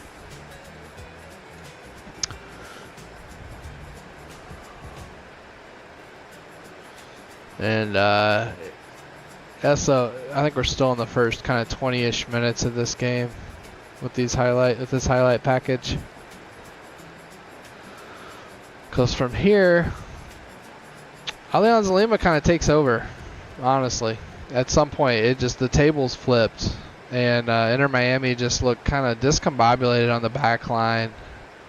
Like this is where the tables start turning. Here we go. Yep. Look at that. Just left the guy wide open. He just missed it point blank. But unfortunately for Inter Miami, they give that same player about that's such a bad miss. But that guy, he don't worry, he's gonna make it later. That was just incidental contact. Those hits on the inside of your knee. If you get kicked on the inside of your knee, it really does hurt a lot. Like it's like you can't walk something. It's crazy. All right, here we go. There he goes. He scored. Yeah, Falcon, the defender there for Inter Miami with the big fuzzy hair, just completely lost his man. There he is. He's like, what? And honestly, he plays a role in all 3 goals that Alianza Lima is going to score. So I would expect that was an emphasis item in practice this week for them, is being a little more physical, a little more deliberate with their marking and the center backs.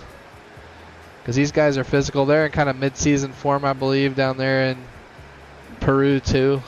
Whereas Inter Miami is just coming out of the off-season. So it was a rude awakening in Lima last week for them.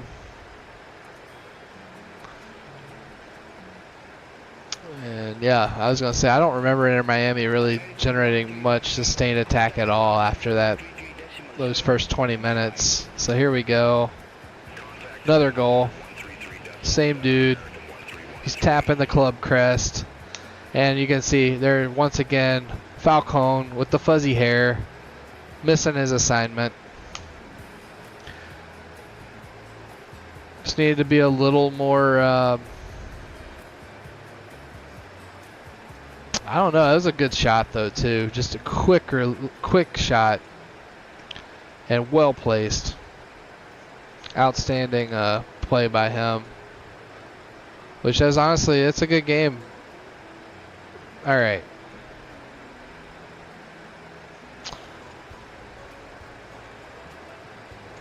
Well, we're coming up on our next fix here in just about 5 nautical miles. See some more of the aircraft.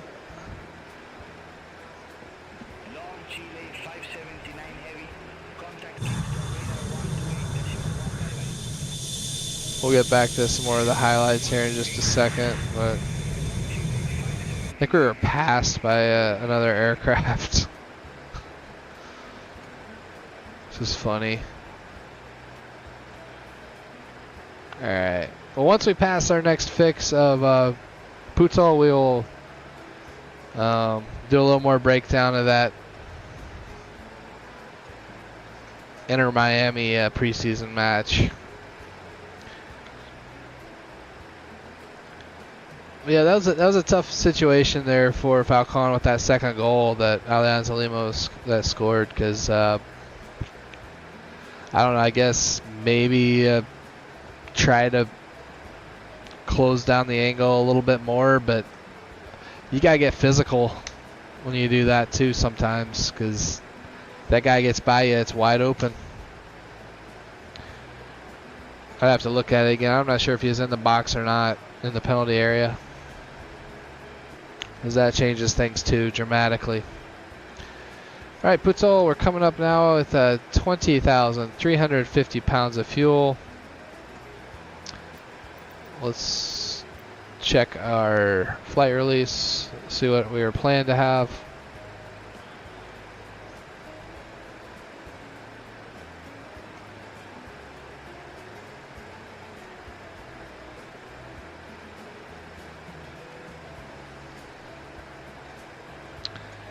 Alright, let's see. Puto at 20 and 350. Yeah, so you round it up. We're still holding steady right at what we were planning to have, so we're still at 0. Right on the money. Cool.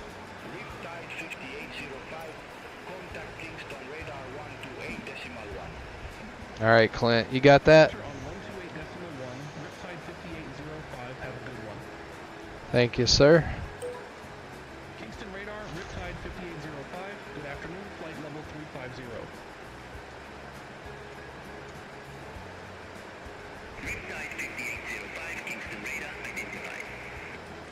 Alright. Talking to Kingston. Still looking good on our pressurization. Electrics up here. Everything's looking good on that. Just high frequency. I don't know what the deal is with that. Yeah. If that's just a simism or I don't know, man. A little bit odd. Maybe it's a sign of something that's going to happen in the future here with that number 2 gen or something. Who knows? We'll see. All right, let's head on back to our match really quickly. We have another 232 miles to our next fix. And we'll get out. I think we'll get to get a few views of the Jamaican coast before sunset. Yeah, once we get south of Jamaica, I don't believe there's going to be much in the way of scenery for a minute. Just water. Main scenery is going to be the beautiful sunset. And setting the lighting here in the flight deck, you know, for all of that. We're almost halfway through the flight already. It's like when we get just south of Jamaica, that's about the halfway mark. So we're making good time. But yeah, you can see once we get south of Jamaica, it's water. Until we can see the shores of Colombia.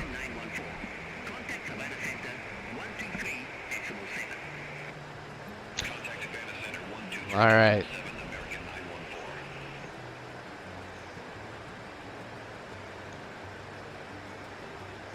But we will continue once again with our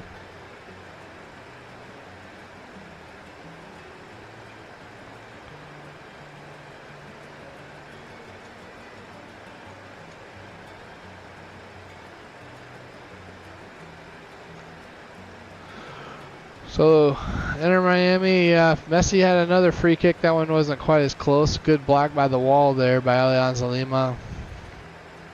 The good news is, I mean, the fans there in Lima got to see Messi play for quite a while. I know there's some controversies in some of these tours they've done where Messi doesn't play at all, and you know people are not happy about that. But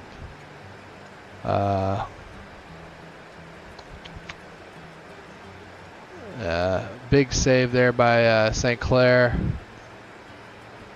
He got to have a little bit of a workout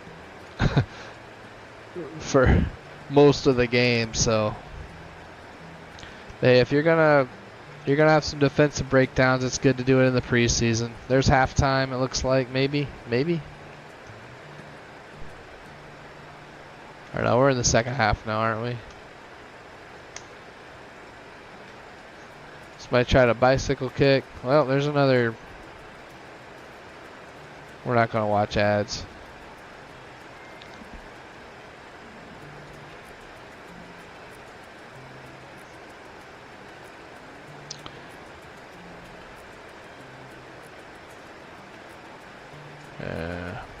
All right. Yeah, you see, Inter Miami it didn't look sharp, especially after that first 20 minutes. I mean, shanking shots. There's Suarez. Uncharacteristic of Suarez, but I mean, he's got to be getting close to 40 now. I think it was actually his birthday on the day of this game. Javier Mascherano trying to get his guys to change some things up. I gotta be honest. I think you got a group of guys like this. It might be good. They just won the championship.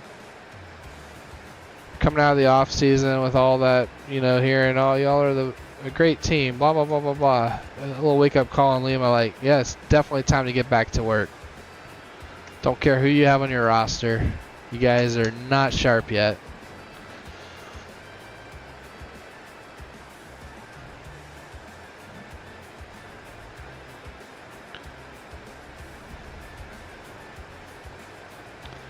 That was a good shot. Excellent save by the goalkeeper.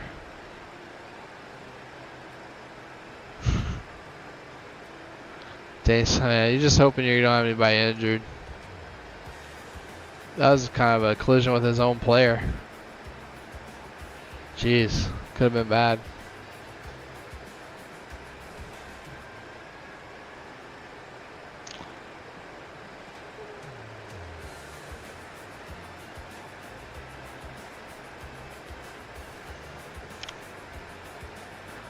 Well, narrowly missed shot again.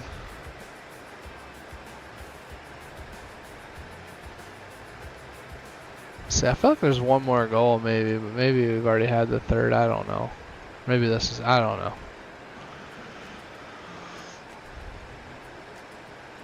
Yeah, there it is. There it is. Yep, that's the third goal. But that was kind of Inter Miami's pressing, and you can see there's Falcone again. Wasn't as much Falcone's fault this time, but as he knows, yep, we got some work to do. But as coach, I think I'd kind of like having a poor game, wake-up call game like this. I think you get everybody's attention for practice. So, but yep, that was the last game they played. An interesting game for sure.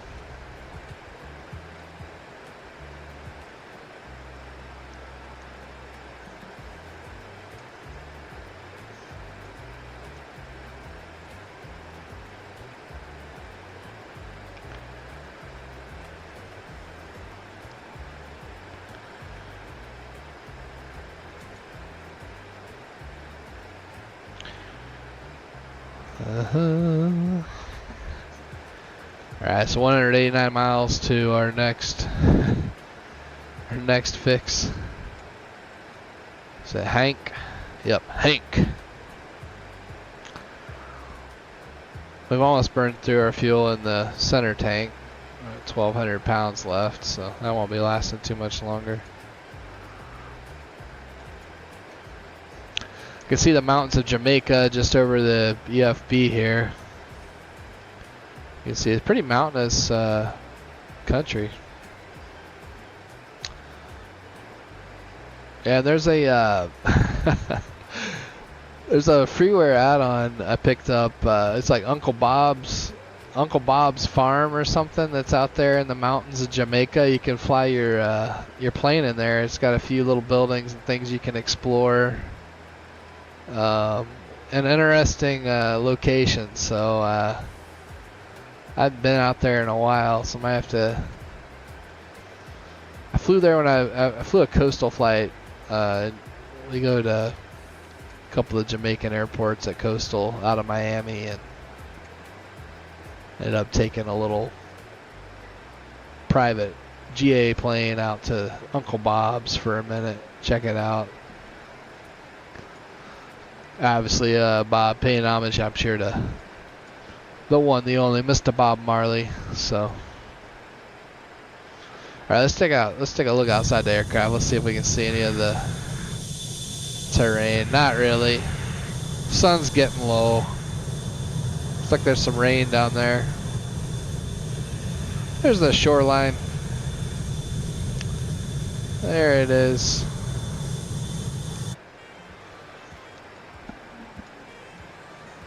Yeah, we're coming right up on Sierra India Alpha VOR, which is, I'm going to pull it up and look here. I'll tell you all here in just a minute. I don't know my Jamaican VORs very well, sorry. That's Sangsta, so yeah. Montego Bay, which is one of our coastal destinations.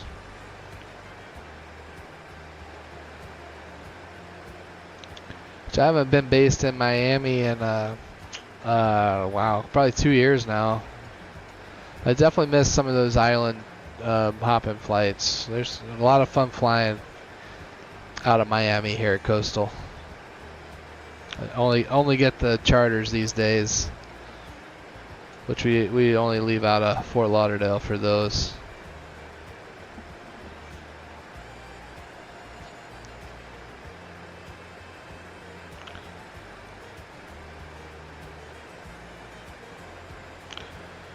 Yeah, there's you can see there's Mike Lima Yankee VOR. That's for Kingston, Manly. So we're right over it all right now. Certainly praying that everybody's recovering well down in Jamaica from the tropical weather we had back in the fall. It looked like a horrific hurricane that went through there not too long ago. But there it is, Montego Bay, 35,000 feet below us. A little cruise ship. Looks beautiful. I gotta get down there in a GA plane and check it out. Beautiful place.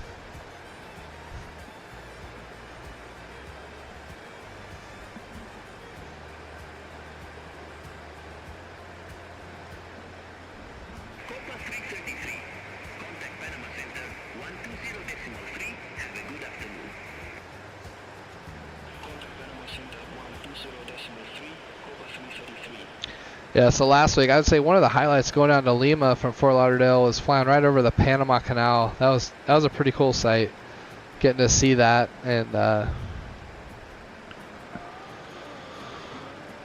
I'm guessing flights, Microsoft, the Sobo must have had a scenery package that came out to kind of enhance the Panama Canal area, because it definitely had some unique scenery.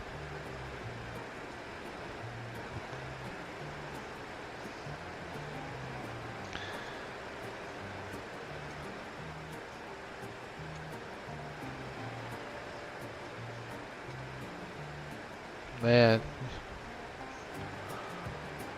well, pretty good view of Jamaica. Let's see what the...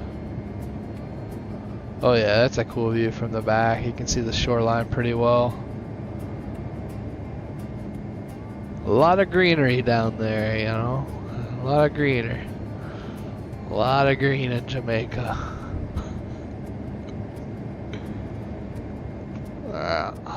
Alright.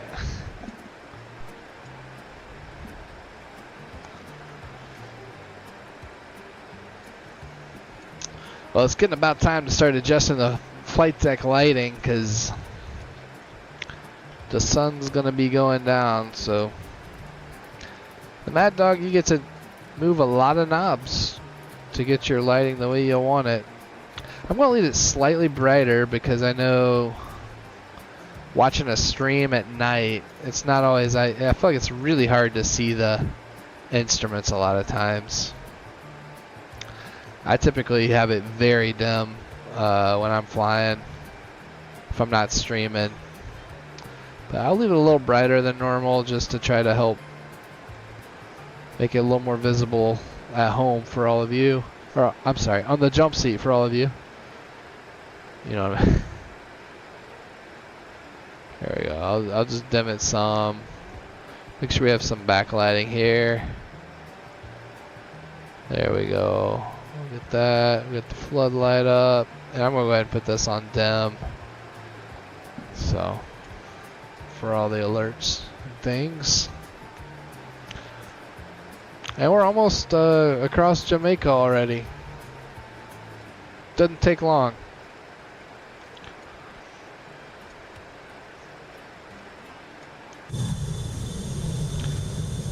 So here we are coming down to the other side, but absolutely a beautiful place down there. Absolutely beautiful.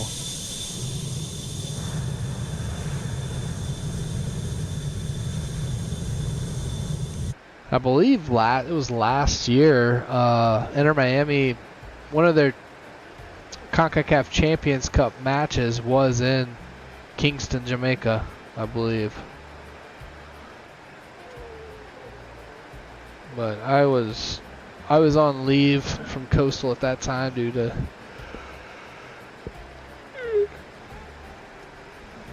family medical leave, so that was good. Did not get to fly that flight though, but it would have been fun.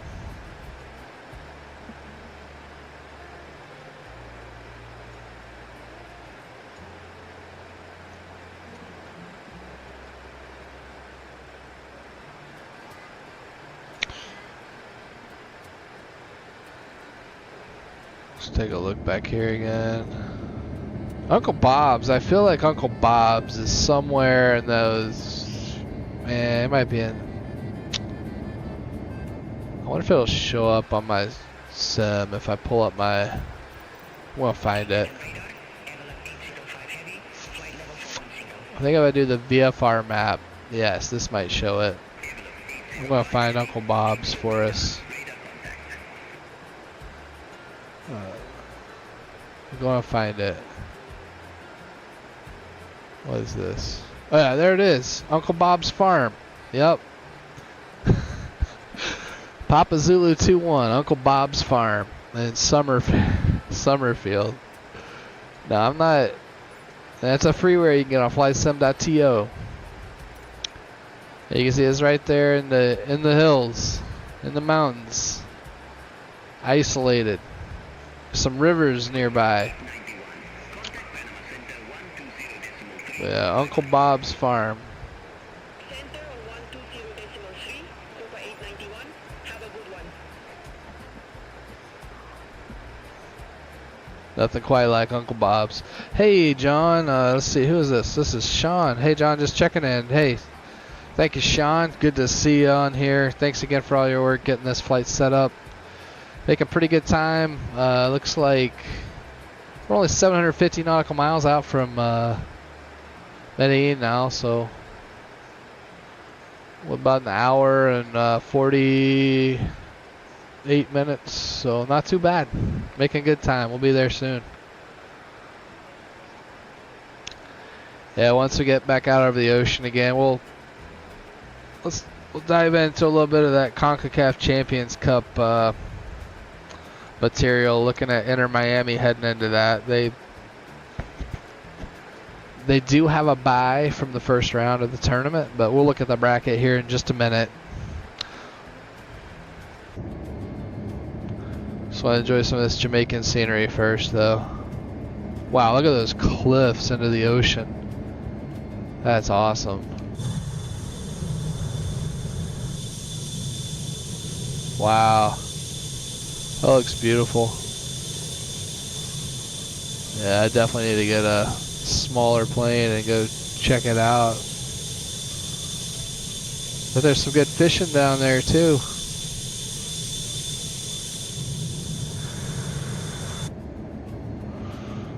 That's pretty in the sunset. Speaking of which, our flight attendants need to make sure that it's not too bright back here. I'm gonna go ahead and get the... Yeah. So like I said, I do have Clint up in the first officer seat with me today, Cliff's cousin. He's much more accomplished. And in the back, our lead flight attendant. Whew. She's doing a fine job. Miss Cynthia. So appreciate that. Alright, there we go. We got our center fuel low pressure. Good. So we'll go ahead and we'll flip these center pumps off. That'll clear the caution. And now we're just burning it out of the left and right mains for the rest of the flight. Alright, just another chance to get a good overview of our fuel situation. Right now we're looking at landing in Medellin with 10,100 pounds of fuel, which is good. Our reserve amount, which includes our fuel to alternate plus our contingency fuel, which was 35 minutes of extra, and the standard reserve was about 8,300 pounds. So if we get to 8,300, I'm going to be looking at going to our alternate. Don't want to mess around. I'm not as familiar with the terrain in Colombia. I know it's pretty high altitude airport at Medellin, over 7,000 feet. Oh, Sean, you looked up the scenery, Uncle Bob's Farm? Yeah.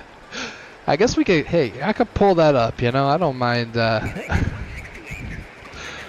showing off Uncle Bob's Farm while we're on this stream here. Let's see here. Uncle Bob's Farm. Where is it? Well, if I can get it to work here.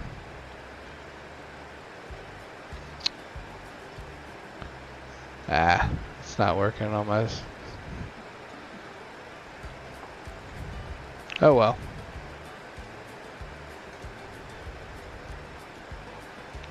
But yeah, take my word for it. If you go look it up on flightsim.tm, you can see Uncle Bob's farm. It's a place you can go fly to also.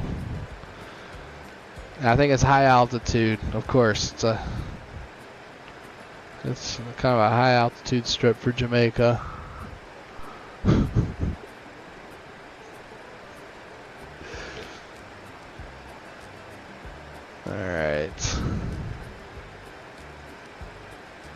Alright, we're going to move on and do some, I'll pull up some Champions Cup here. Because Inter Miami does have a bye in the first round due to their, it's because they won MLS Cup. That's why they got a bye, which that's well deserved. By the way, it's a difficult tournament to win. They did not win it their first time through with Messi and all of his buddies.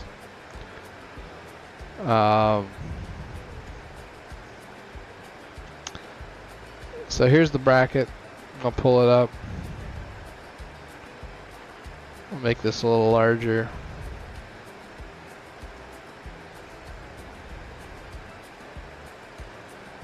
So in the first round, Inter Miami, they have the bye.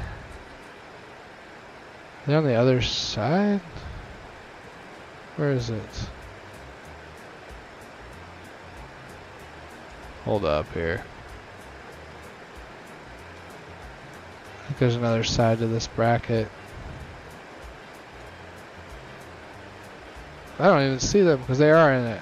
What's going on? Give me a second.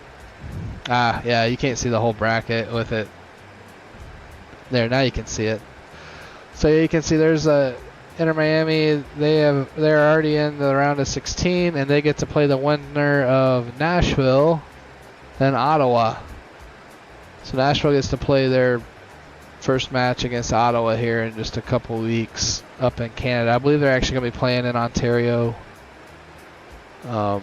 Maybe Hamilton, or somewhere in southern Ontario. But it'll probably be a cold game. Nashville's obviously the favorite in that matchup. They play 2 games, combine the scores, figure out who wins and advances, and then get to play Miami. So probably more than likely be Miami and Nashville in the round of 16. And then looks like Seattle's the other team that has a bye, and I'm not even sure what. LDA. It's one of the Central American teams, I believe. Let's see what that is. Who that is. I'll have to look it up later. This is probably Caribbean Cup winner right here. This MTP. And Toluca, I believe, won out of Liga MX. Yeah, they have a really cool, like, one of the ways they help figure out the seeds is with the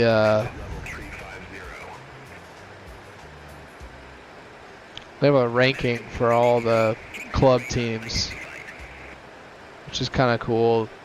It updates pretty regularly. Like, this is updated in December, really after a lot of the leagues and competitions had ended. So right now, Inter Miami is ranked number 3 in all of CONCACAF, all of North America.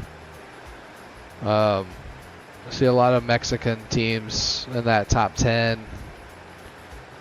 MLS teams, Inter Miami's the top, then Vancouver, Columbus, LAFC, Seattle.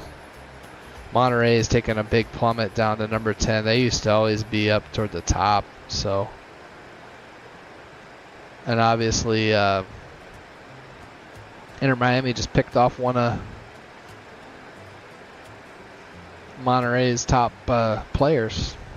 Or, well, I don't know if you say it's top players, but a good player. But Cruz Azul, top team in the CONCACAF region.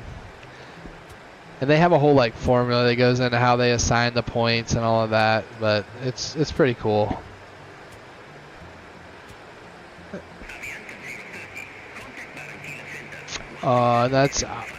Aluense is from Costa Rica. That's that team that has the bye. They won the Central American Cup. That's how they got that bye. And then Mount Pleasant, there we go. Mount Pleasant FA won the Caribbean Cup, so they got the bye. But typically, especially the Caribbean Cup winner is usually not going to be typically as strong of a team as the teams coming out of the United States and Mexico. The Mexican League teams typically win this tournament every year. Here's the Champions Cup record holders, titles by clubs. Club America, you can see, and Cruz Azul both have 7. Pachuca 6. It's all like Mexican League, Liga MX teams mostly. There's Saprissa. They're not Mexican League.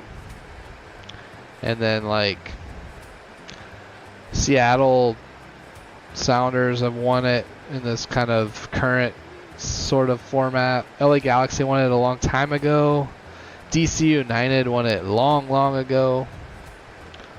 But Mexican teams have 40 of the titles. US only has 3. So you can see there's a big discrepancy there. So hopefully we'll start seeing that gap close here in the next few years as Major League Soccer changes their roster rules and allows the teams to be built to compete in both the league and the international tournaments in a competitive fashion.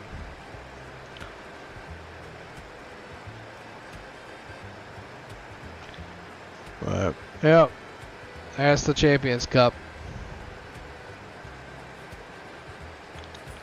We'll switch this over to night mode because we are starting to get pretty dark out.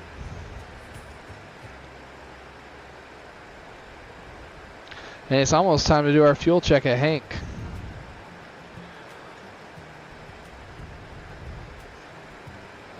So Sean, if you're still on, yeah, it looks like you enjoyed the Uncle Bob's scenery. Good. Yeah, maybe we'll have to do one of our social events around Jamaica at Coastal. Yeah, the last event we had, I was thinking of streaming it. I ended up not doing it just because of time constraints, but we had a fishing tournament at Coastal Airways just right after Christmas, the week between Christmas and New Year's. It was a lot of fun. We were out in the Bahamas and had about 5 or 6 guys compete in it.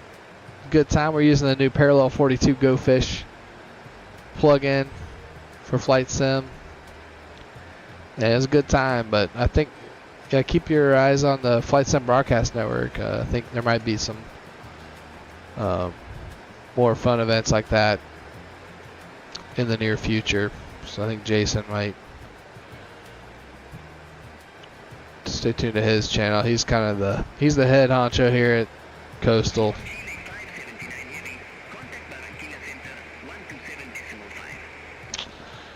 Yeah, there's not going to be much scenery outside the aircraft, land-wise, until we get to Colombia, so it's going to be a minute. We are out in the middle of nowhere now. Over the ocean. Caribbean Sea, pirate country. Yeah, Sean, you're still here for now. Yeah, it's getting pretty late where you are. Yeah, I got a late start on this stream because I was telling the guys, I was like, yeah, I'm going to stream tonight, but I got to brush all the dust off, and I was loading up some of the software, and like stuff's updated, stuff that used to work doesn't work anymore, and yeah, but finally got the stream going.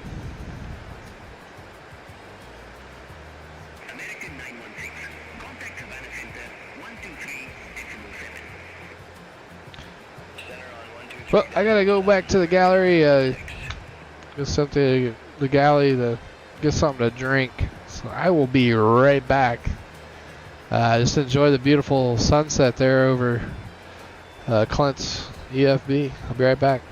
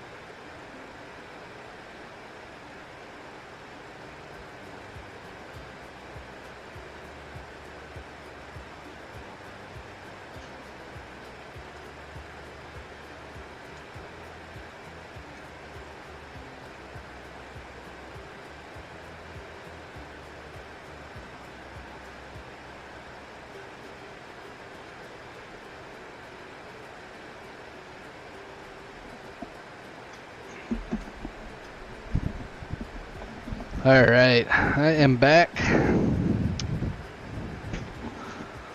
That is a beautiful sunset. Like I just remember the first time coming into Flight Sim 2020, just being blown away by the just all of it. And it still has its moments, even with 2024 out now. That it's a beautiful sim. Like that looks pretty cool. Let's check it out from, like we said, this is Luis Suarez's seat here.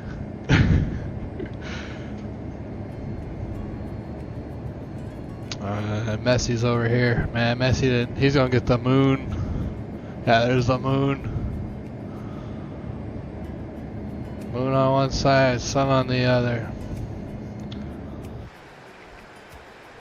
Yeah, I was reading some, doing these fun little trips like this kind of gives me an excuse. I love reading about history and geography and demographics and just, you know, kind of what makes up cultures around the world. And reading a book about Colombia, the country of Colombia, and history. And I'm only about a third of the way through the book because I got pretty busy this week, didn't get to read as much as I wanted to, but it's really interesting reading about the different. I see some marked differences between Peru, because I was reading a lot about Peru last week before we flew down there to Lima, but a lot of differences in the development of Peru compared to Colombia.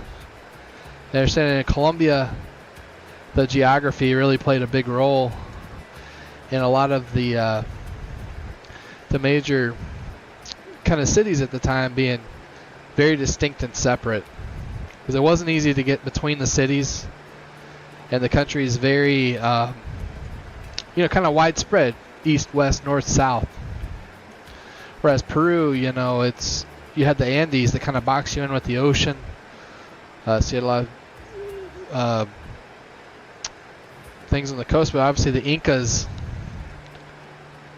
there in the Andes, especially around the city of Cusco, as we call it today, which looks like that'd be a fun airport to fly into. I think it's at over 10,000 feet above sea level. But there were a lot of religious aspects that flowed to the development of Peru and their interactions with the Spanish when they came in. Whereas Colombia, it was from what I've read so far, up through, kind of got through the period where Simon Bolivar came through and they kind of finished the liberation from the Spaniards. But the religion, pre-Columbian religion didn't seem to play as big of a role in the development of Colombia as it did in Peru, from what I've found so far.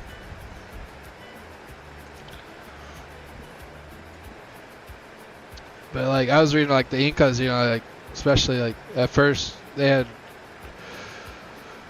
in some of their religious beliefs and lore in the Inca culture that there was like a creator god, I can't remember the name right now, but went to the ocean but was going to come back one day. And then so when they initially saw some of these Spanish coming in that looked very different, had technology that they were like, what in the world is this gun and this, a horse and the things they hadn't seen before, and they thought that they were that, the gods returning.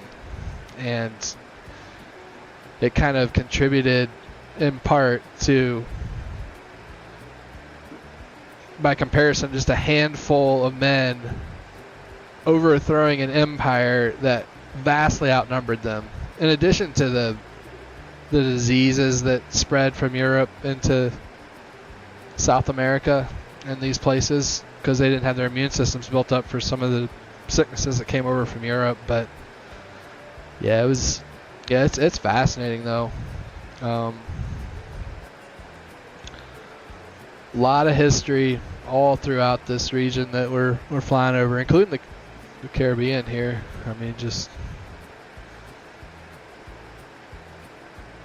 And really, I mean, when you look at it in the big picture, I mean, pretty recent history too. Pretty recent history. There's a lot that's gone on in just the last few hundred years in this part of the world.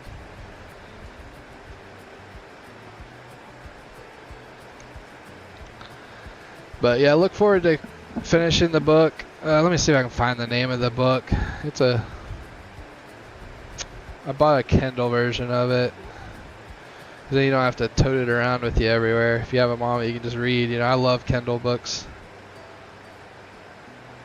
But the book I was reading is called... I pull my Kindle Reader app. I would recommend it. It's been a fun read. It's very well written.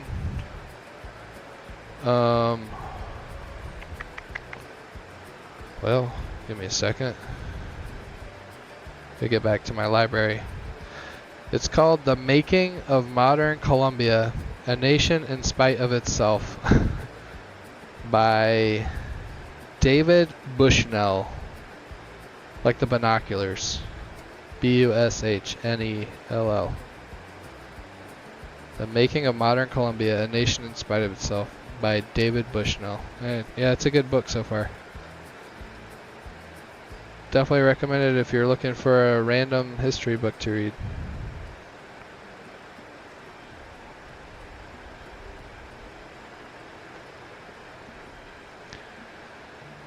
Yeah, honestly, I used to read a lot more books when I was flying professionally, because you get a lot of what I call airport appreciation time, where you're just sitting in airports waiting on planes or whatever, and I just bring out the Kindle or the Kindle app on my phone and just read away. So it is a great job for knocking out some books, I'll tell you that. Plus the time to kill in hotels and stuff.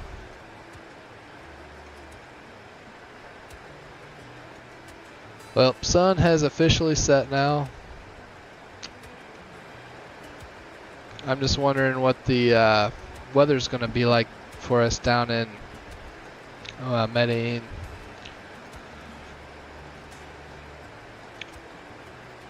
I know on my Navigraph app on my EFB, I have my physical EFB here. Still showing IFR, so IMC conditions. Right now in Medellin, it's holding steady. Like it was when we were briefing. Winds are kind of favoring out of the north now. Still at 2 knots, 8,000 meters viz, and the drizzle broken at 800. And temperature dew points still holding steady at 15. This was at this is from 24 minutes ago.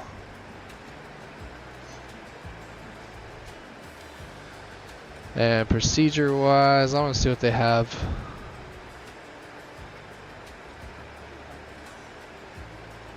I know they have the ILSs. I was looking at all this earlier. No.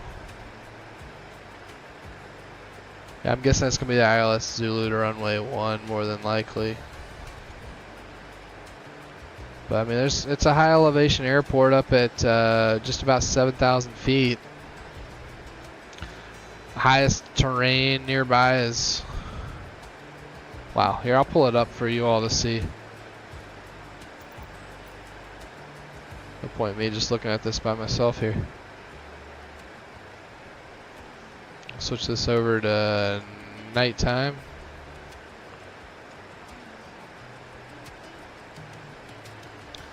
Yeah, you can see here the terrain around there. So just like immediately to the west, tower up on the mountain is 10,335 feet. It looks like when we're shooting the approach, we're going to be flying over some mountains that are over 9,000 feet high, and then just coming in on the glide slope. It's still a 3-degree glide slope, which is nice. That's always a threat when you get in some of these places that you're going to have a glide slope that's a little steeper than 3 degrees. Just going to give you a unique picture. But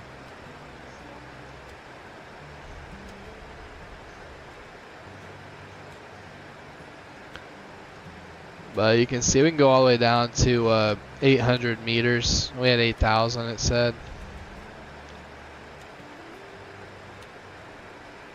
And 800 broke it. So, I mean, the weather's plenty good for making it in there right now.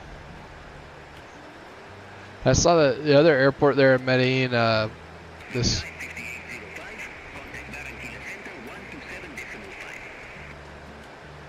Contact Barranquilla Center 127.5, Riptide 5805. Barranquilla Center, Riptide 5805, flight level 350. Riptide 5805, Barranquilla Center, radar contact. Alright, cool. It's got quiet on the radios now. I don't think we got many people out here. Yeah, speaking back to air traffic control for a second, I do typically use Beyond ATC when I'm flying at this hour of the night / morning, because very rarely are there controllers on in the United States or even Central America or South America, I feel like, at this hour. But I do love VATSIM. It's a lot of fun, and but Beyond ATC is a great tool to have when you're flying in these wee hours of the morning.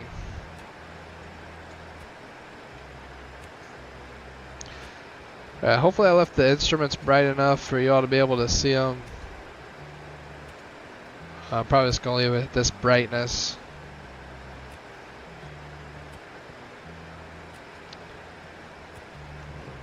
Alright, cool. Yeah, Sean, thanks for the encouragement there. Cool that you're streaming again. Yeah, I've been wanting to try it again, and honestly, one of the reasons I kind of have is, aside from just getting all the equipment set up, but also just the time of day I typically fly is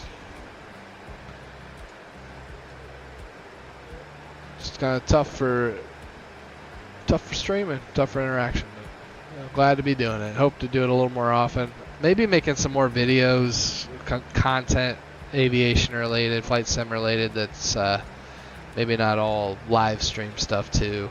So have a little more flexibility with that. But definitely plan to continue to live stream into the future. And looks like I need to get these lights on. There we go. Much better. There we go. Like I said, there are a lot of lighting knobs you gotta flip around on the Mad Dog. There's another one you can turn on if you want.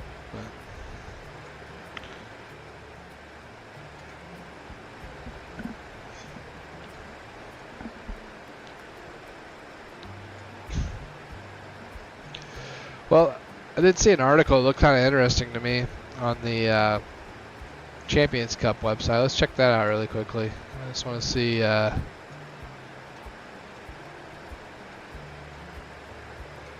see what they had to say. So I had not seen it yet. The title of the article, which I'll pull it up for you all to see also once I find it here. The tournament will kick off here in just the next week or two. It's a fun tournament to watch. It doesn't get a whole lot of, major coverage here in the United States, but still a lot of fun if you're a soccer fan. It's just fun to have tournaments where you really do get to see who's the best team in the region. Like the top teams from each league. Ultimately, you win that, you qualify for the Club World Cup. You get to play the true best, teams in the world. All right, I got it up now.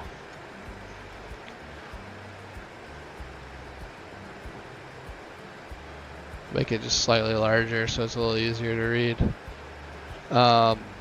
Champions Cup, 5 things you need to know. So, yeah, this week actually, excuse me. The 2026 CONCACAF Champions Cup, 61st edition of the region's premier club championship, kicks off on February 3rd as the quest begins to crown a new winner. Here are 5 things you need to know about the 2026 CONCACAF Champions Cup.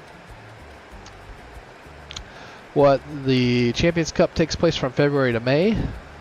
It crowns the Confederations Club champion, and the winner qualifies for the 2026 FIFA Intercontinental Cup and the 2029 FIFA Club World Cup. So a lot at stake, a lot of money on the line too. I think these clubs and players get quite a bit of money if you win the whole thing. So a lot at stake for them. The 2026 CONCACAF Champions Cup features 27 of the region's top clubs. We already looked at some of the what some of those teams are. It looks like Mount Pleasant FA is from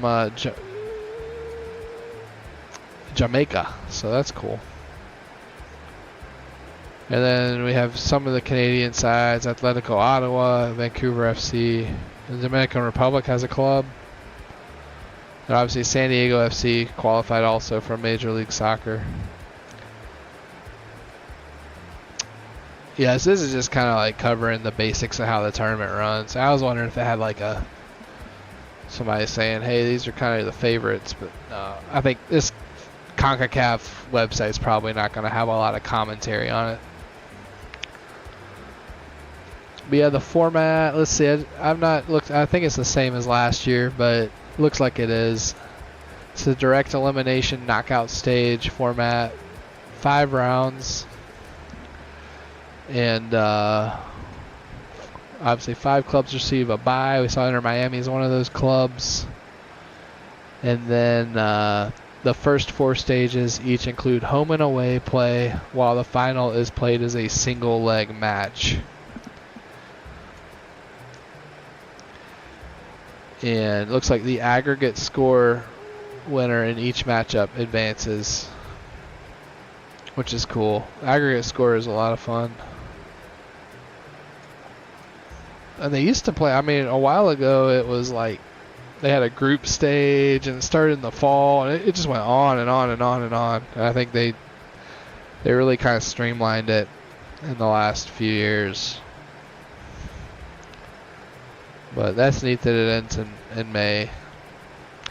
And this is the last year that we're going to have a Major League Soccer season like this, where it starts in February and ends in November/December, because Major League Soccer is going to be moving over to the international calendar, where the season's going to end up starting in late July, early August, and ending in May. I think next year, I think what I heard is there's going to be a mini season from February to early May. Like a really quick season. And they'll have a break, and then they'll start on their new calendar. So it'll be interesting to see how that works out.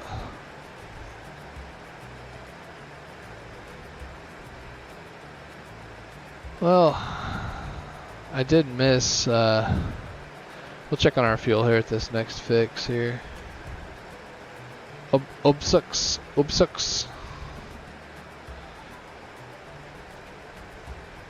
Yeah, let's see.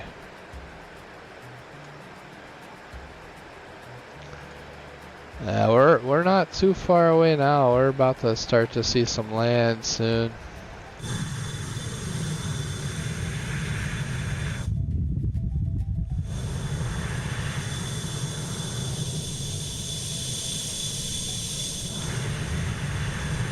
Nice. Yeah, something. She got the lights at a good level back here. But if you don't touch them, man, they are so bright back here.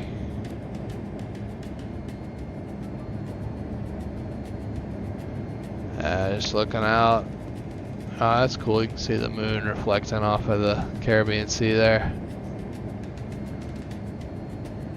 Caribbean, I don't know. My wife always makes fun of me for pronounce things differently. Like Oregon,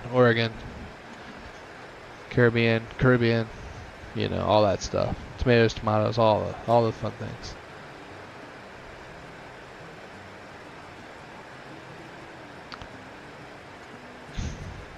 So we're gonna have like the double threat going into Medellin here in a bit. We're gonna have potentially a weather threat with those storms in the area, plus we're gonna have terrain threat. So the double whammy. So I'll probably end up putting the, which I'm gonna go ahead and do it now, I think. Putting the, just so I don't forget, the terrain over here on my side and weather over here on the FO's side, over here on Clint's side.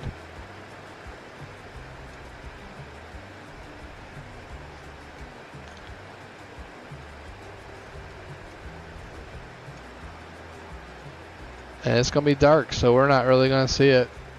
And we're going to be in the soup, it looks like, for a good chunk of that descent.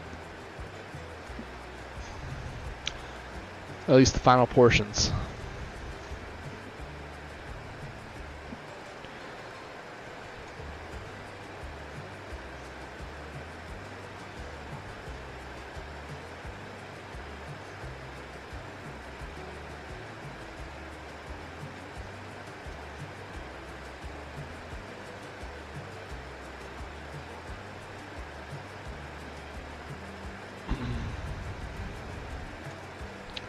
Yeah, I mean this airport's getting right up there at the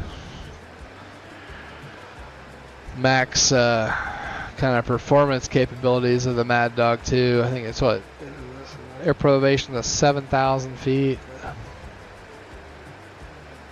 and I mean that's getting there.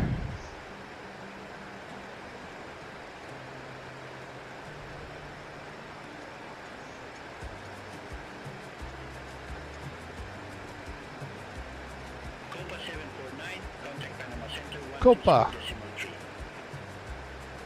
Center on 120.3, Copa 749. Have a good afternoon.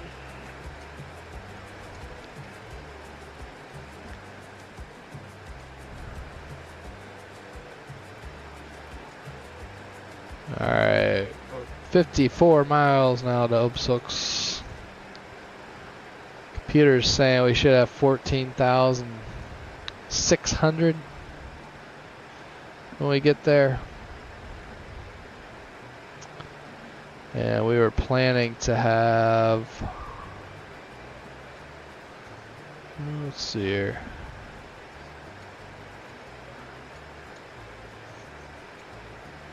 We were planning to have 14.4, so yeah, we're still holding pretty steady at right about what we were planning to have. We'll see what we actually have when we get there, but definitely try to make sure to keep an eye on the fuel, especially on a long flight like this.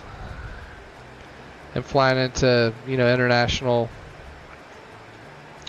territory, you don't want to be having to do anything funny or off the plan if you can help it.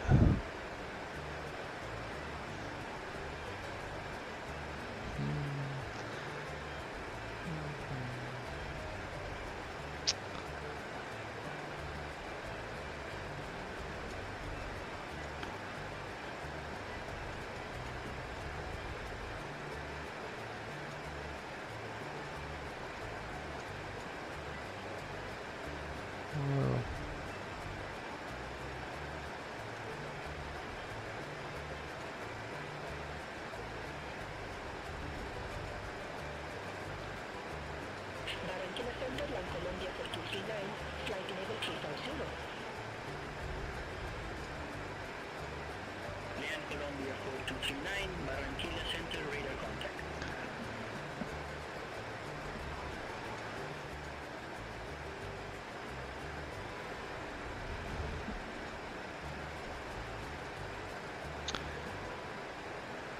I'm trying to see here. I was trying to look up something on one of my Mad Dog manuals.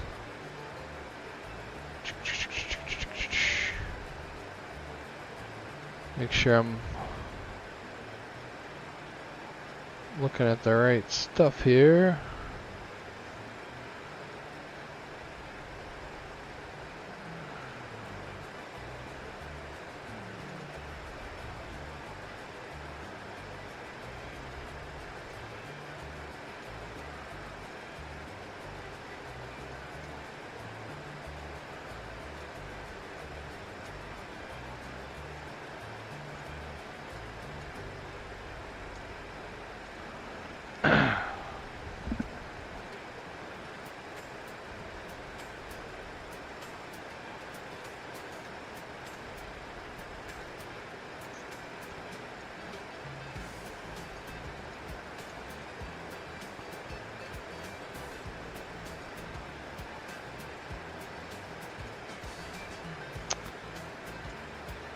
Yeah, that's what I was wondering about. Okay, yeah, the max takeoff and landing altitude's 8,500 feet. That's what I was like, yeah, we're starting to get pretty close to going into Medellin. I don't know if they make like, I'm sure they have like high altitude kits or something you can put on some of these so you can operate them into somewhere like Quito, Ecuador. But yeah, it's a high altitude airport for sure, which that's another threat we're going to be facing. That's high altitude. To get the same airspeed, you're going to have a higher ground speed in the thin air, which means your vertical speed is going to be faster, and just got to manage your energy better. So we're going to have quite a few threats going into Medellin tonight. So we'll just make sure we configure early. The other kind of external threat that's really just software related. Sometimes Beyond ATC has some trouble vectoring. So we're going to have to be very aware of the terrain. Making sure we're double checking with our charts, with what we're seeing on the inside here. But honestly, that's something you got to do, even with real world human controllers, especially flying into some of these environments that may or may not be radar. I mean, I've heard stories of controllers in some countries basically just letting the captain do whatever he says he wants to do, like even if it means flying toward a mountain. So you could unwillingly set yourself up for disaster. But just making sure we don't let ourselves get lazy mentally. That we're checking what we're doing, not flying into mountains. So it looks like we'll be in the middle of that here in about, an hour from now, a little less than an hour. Top of descent is only, well, it's not showing yet on this, but we're only 448 nautical miles from the airport. And who knows, maybe they'll be landing south by the time we're getting there, but I don't believe they, let me look at this. Yeah, they will not be landing south. They only have visual approaches to the south there.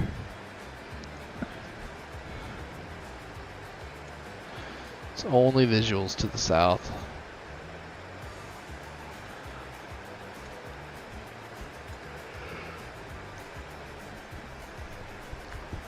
So I'll pull it up here.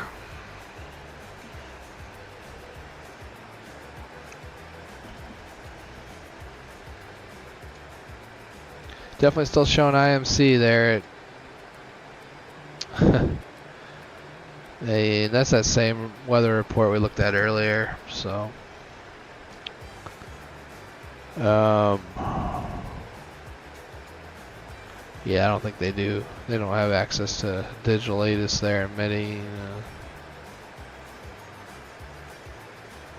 Here's the overview. These are always kind of fun to see. If they have these pages, you know it's a fun airport. It's caution birds in vicinity airport, mountainous terrain, all quadrants. It's a high altitude airport. All stuff we've been kind of looking at is our airport familiarization page. Looks beautiful there. And you can see the MSAs around the airport. I mean, basically 12 to 13,000 feet.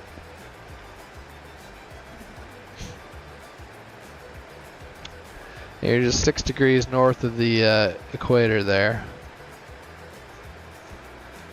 Alright, let's look at the... Looks like we're about a mile from our next fix at Obsucks, showing 14,400 pounds. Let's look at our release. Update that. Check on our fuel here. 14.4. Right on the money still. That says 0, a big fat 0. We are right on the money. All right.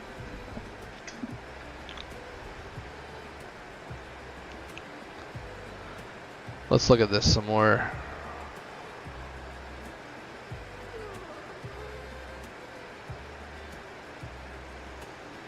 Yeah, you can see the minimum altitudes going in there.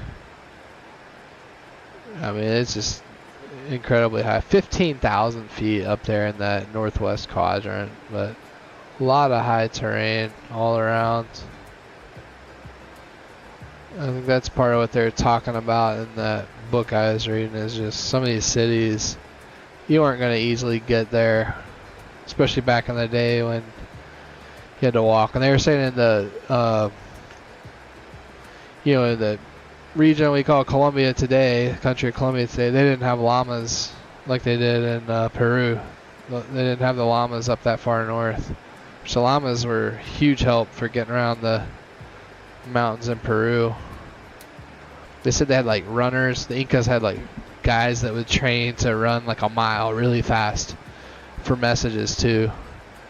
Sometimes they like guide a llama for a while, but they had other guys that would just run like really fast for a mile to another person. It was almost like a relay, like a shuttle run, you know, kind of thing. And they'd carry it another mile. They could get messages across the empire like really quickly. I was like, that'd be quite a job, you know, if your job was to run a message a mile on your route every day.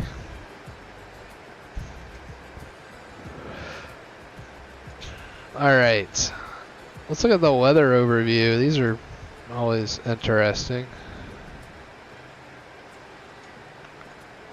So Jose Maria Cordova Airport is located in the Andes Mountains of west central Colombia. In this region, the Andes consist of 3 separate ranges: the Western Andes, the Central Andes, and the Eastern Andes. The airport is on a plateau, high on the eastern slope of the Central Range. Immediately north of the airport, the terrain is rough and drops away, while the land directly south is fairly flat. Large mountain reservoir is 12 nautical miles east-northeast. Southwest, the terrain rises to 10,335 feet within 11 nautical miles. And to the northwest, within 4 nautical miles, terrain rises to 9,025 feet. The Central Andes separate the Cauca Valley 25 miles to the west from the Magdalena Valley about 35 miles east. That Magdalena River, that's a pretty vital river for the growth of Colombia, I've found. Apparently they dug a canal many miles from Cartagena to that river just to help with trade in the Caribbean Sea. But anyways, caution: due to high terrain in all quadrants, special care should be taken during all descents. Okay. Caution: hot air balloons and kites exist within 8 miles of the airport from the surface up to 14,500. Tall trees and areas of approach and departure of the runway. And the runway characteristics may cause it to become slippery when wet. Circling the land not authorized west of the runway. And we are December through February. We have 5 days of thunderstorms. So actually, like, they don't have as much thunderstorms. Only 16% IMC. Prevailing winds are out of the east. Low of 55, high is 70. And it's kind of that way all year. So it's a really kind of a cool climate. It looks almost like San Francisco type climate in a little ways, you know. Definitely not a hot place, it appears. But they're pretty high up. Well, I mean, we're thinking we're going to be landing on runway 1.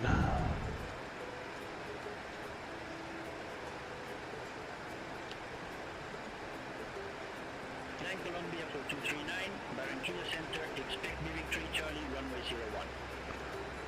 Visual vertical guidance is provided by PAPI, 3 degrees on both sides of the runway. Yeah, you can see the mountain range just kind of off the end of the runway there. Alright, cool. It's cool to see that.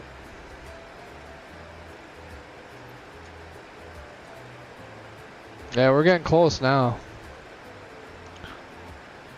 Getting close.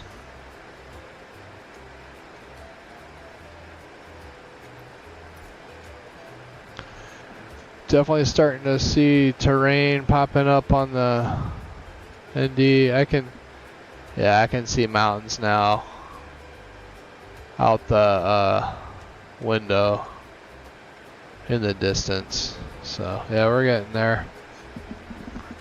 Almost to South America again.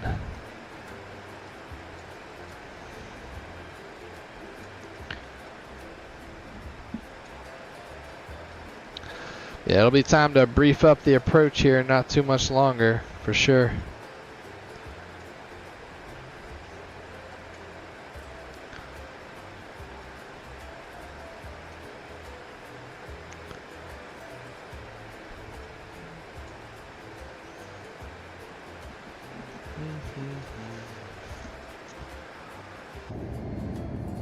So.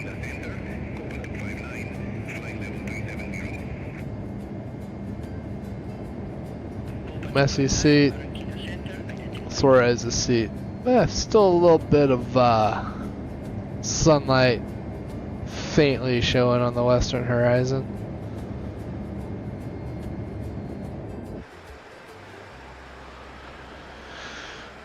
Nice. Yeah, we're getting there. I can zoom in a bit on the range. That's nice.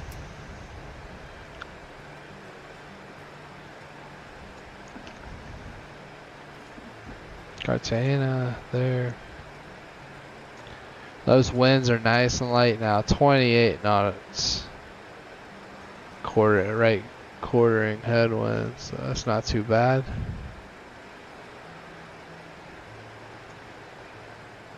Yeah, I'm guessing those mountains over there, that must be the... Those must be the ones that are... I think it's Santa Maria.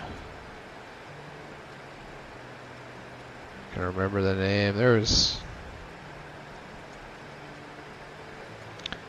Really didn't know much at all about... Yes, or Santa Marta, I'm sorry. I don't want to say Santa Maria. Santa Marta. Yeah, because the mountain over there is like 18,947 feet. It's like this massive mountain range that's right there by that city. Kind of isolated in that northern corner of the country, and there's like a whole group of people that lived up in that range and around that range. They're kind of isolated from, you know, the people that were other parts of the country, and like Bogota is kind of its own like area, and like everybody's just kind of isolated.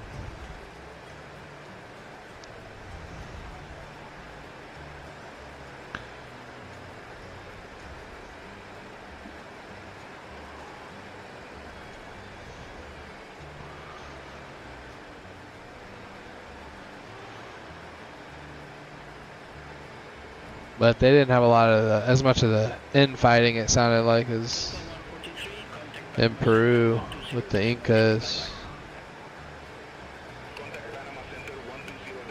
And like I learned something I didn't know reading about the Incas. Like when their rulers would die, like they still owned property like the dead person. They put their mummies like in the property, and which meant that whoever the new ruler is had to keep conquering. Like they couldn't like inherit riches really. They had to like get their own wealth. So they had to just keep finding ways to expand the territory and build their own legacy and their own like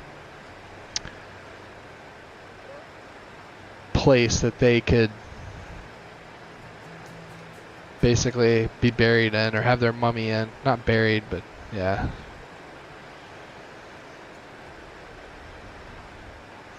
Yeah, just very different cultures.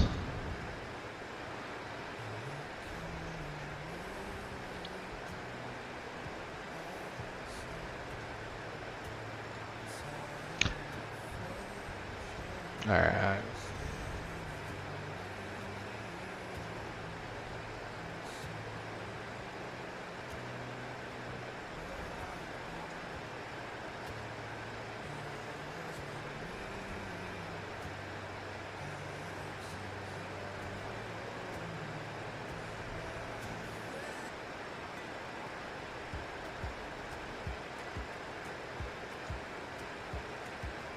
Getting close. Getting close.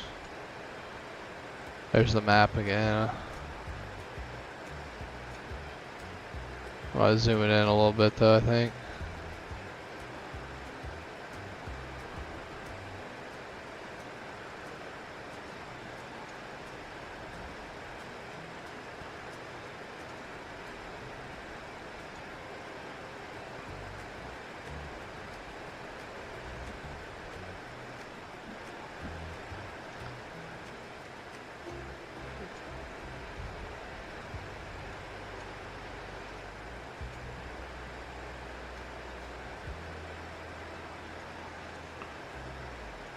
Yeah, it's definitely can see the city lights now on the Colombian coast.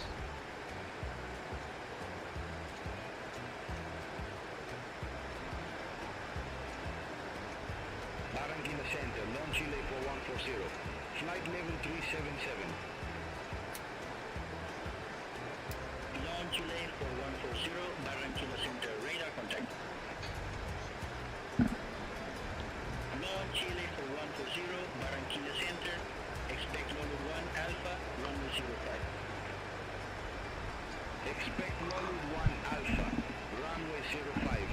Long Chile for 140.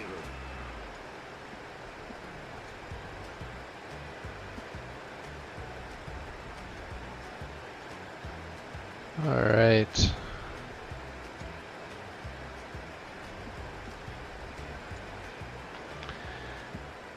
Yeah, it's gotta be that mountain that's up at like almost 19,000 feet high. I mean, look at that. It almost looks like there's some lights, like a settlement up pretty high on that mountain too, which is incredible. I'm starting to make out some storms up there. Not painting anything. I get the FO side set up. Clint, you gotta get your radar set up, bud. You gotta get your display so we can actually use it. I think we'll put you at the 40 scale. That way it'll be usable.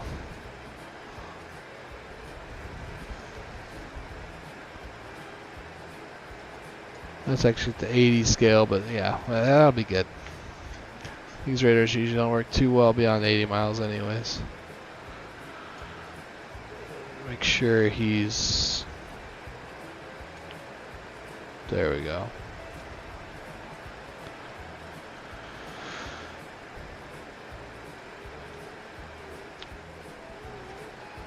Let's see, start pulling up our plates here on my EFB. My actual EFB I have out here. So start picking up ATIS here in a little while. It'll be 127.7. I'll get that standing by over here on COM 2.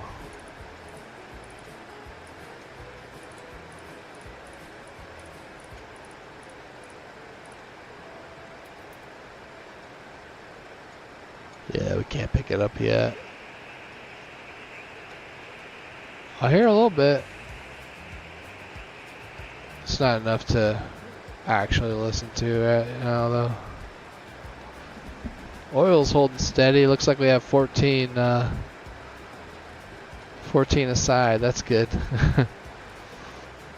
Yeah, to make sure you top off oil in this thing before you take a long flight. It'll burn it.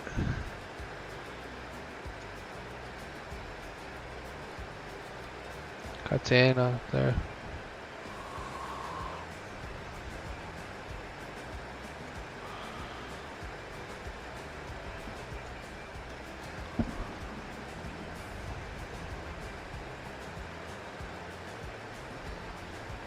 Avianca 9777, contact Bogota Center 128.6.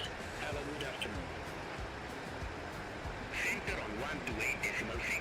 Avianca 9777. Pico Cristobal Colon. I think that's the name of that mountain out there. 18,947 feet.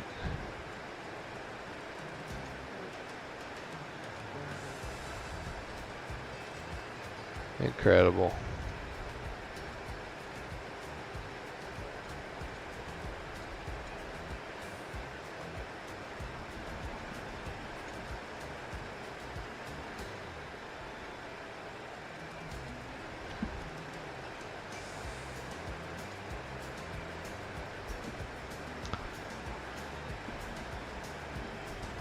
It is getting late or early where I live. So it's about time to wrap this flight up, get to bed. As much fun as I'm having. That's another threat. I'm tired. Ready for descent. Long Chile for 140. Long Chile for 140, descend to flight level 170. Descend to flight level 170. Long Chile for 140. Long Chile 579 heavy, contact Bogota Center 128.6. Have a good afternoon. Contact Bogota Center 128.6. Long Chile 579 heavy.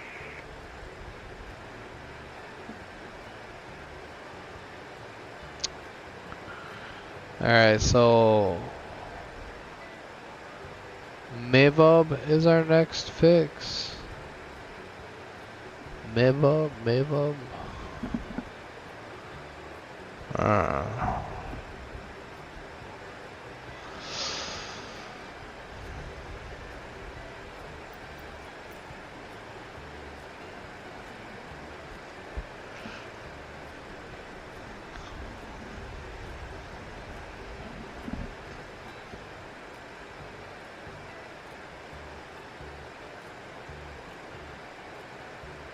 Should be getting a new weather report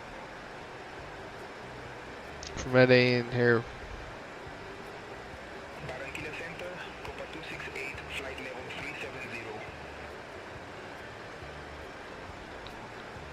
370. Yep, there it is.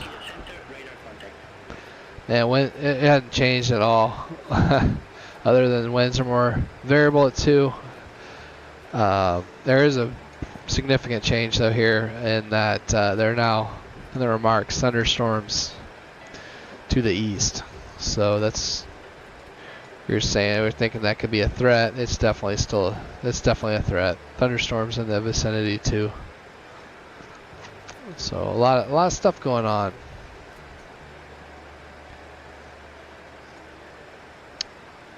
I wasn't really in the forecast necessarily, but yeah. Hopefully they stay to the east.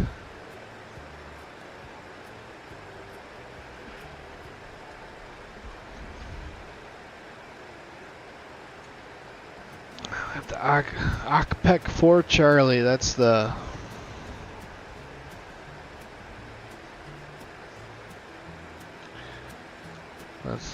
arrival we're shooting in, and transition level is going to be at 190. That's another thing to keep track of because it's a little different than up in the States where we typically fly.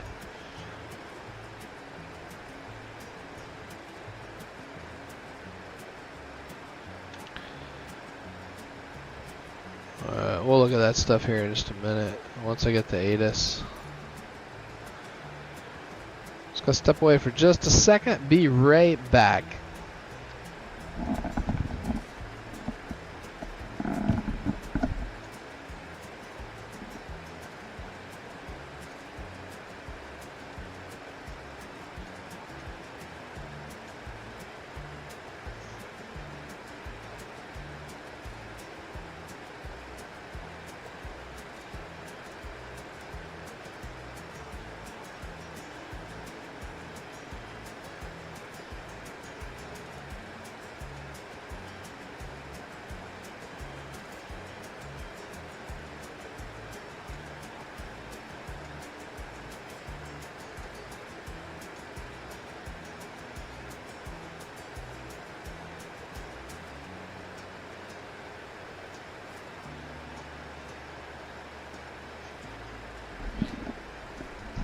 Excellent. I'm back.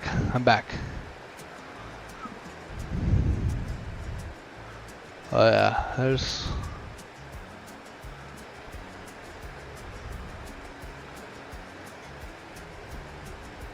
Yeah, I'll be curious to see how bad the storm is out to the east of the airport there.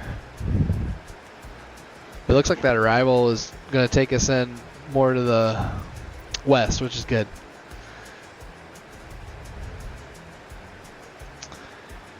But we'll just have to see what our radar is showing.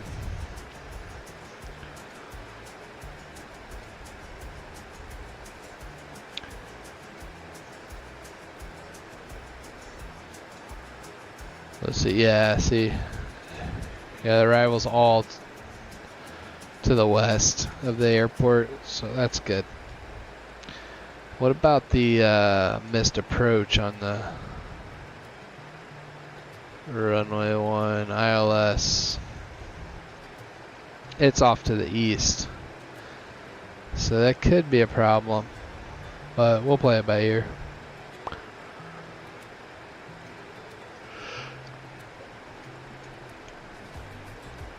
Within the alternate airport, that was I don't even know. I need to figure out what the name of that is. I don't even. It's in Armenia, Colombia.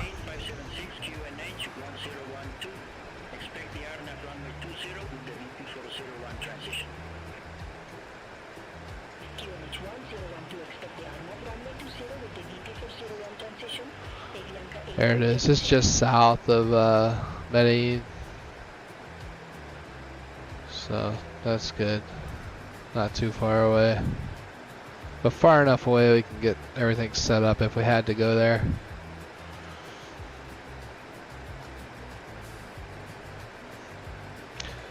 Alright, cool.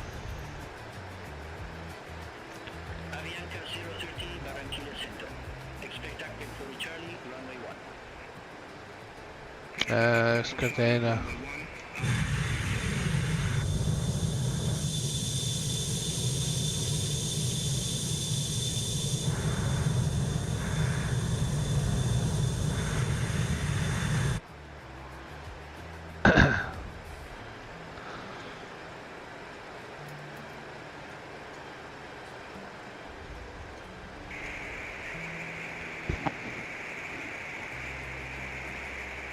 See if we can pick up the ATIS yet. Not really getting a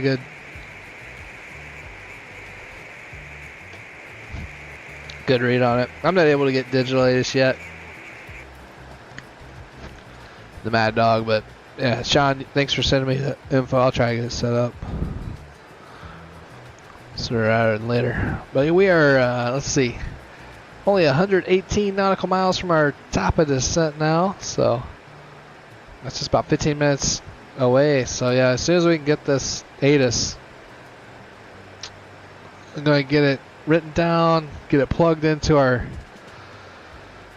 flight performance in the EFB, and get our landing data, brief up the approach and the various threats that we have to manage on this approach into Medellin on this evening. Looking forward to it. I think I have the heads-up display in this thing too. Yeah. But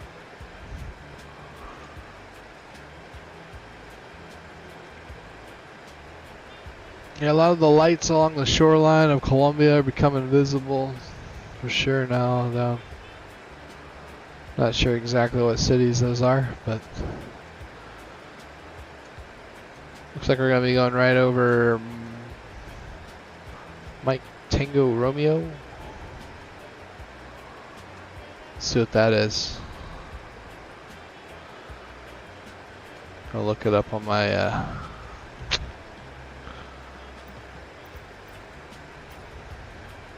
Mike Tango Romeo. Let's see what that is.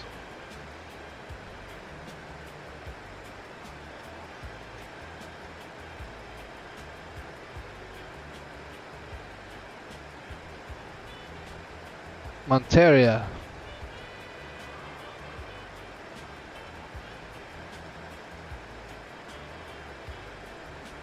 Avianca 030, descend to flight level 310.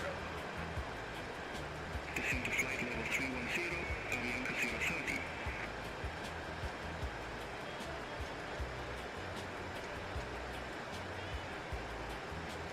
Avianca 030, contact Bogota Center 128.6, bye-bye. Contact Bogota Center 128.6, Avianca 030, see you.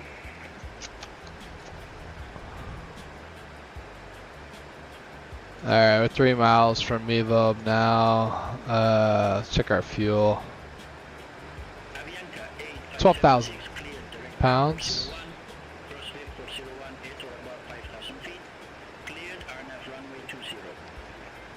We're planning to have 12,000 pounds. So we're right on again.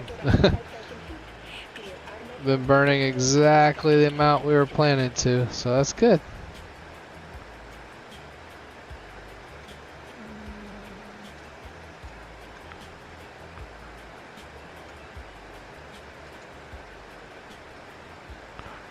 Alright, let me get back to what I was trying to look at here on the some cool maps. Occasional cumulonimbus, 4.0 to the surface. Yep. That's exactly what's happening. Exactly what's happening.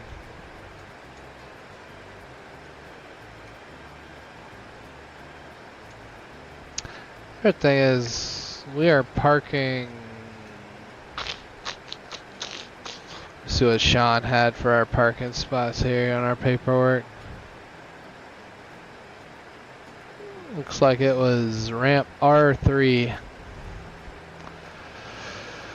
So let's see.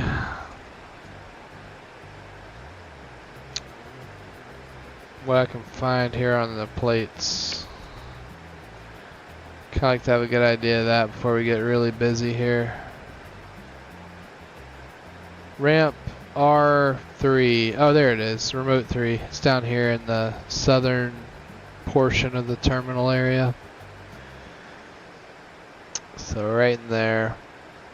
So if we're landing 1, yeah, we'll be able to roll pretty far down and in. Should be a pretty short taxi. Very cool. Alright. Well, I'll try to see if I can get the ATIS to come in clearly.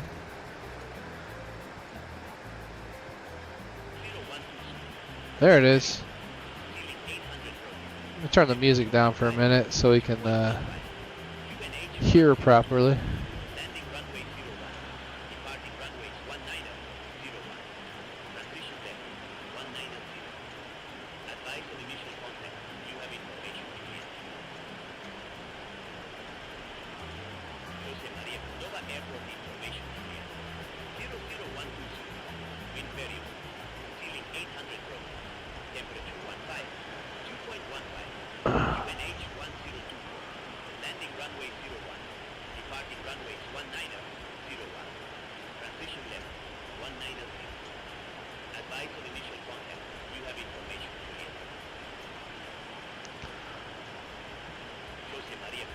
airport information today.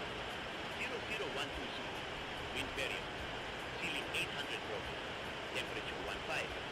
2.15. UNH 1024. Landing runway 01. Departing runways 19er, 01. Transition level 190. Advice on initial contact. All right. There we go. Well, we got that.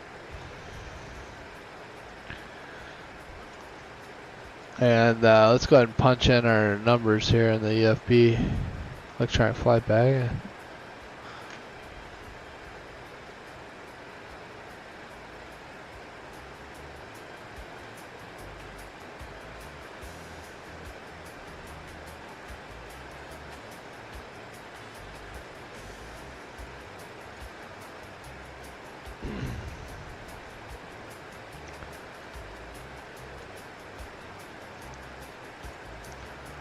Alright.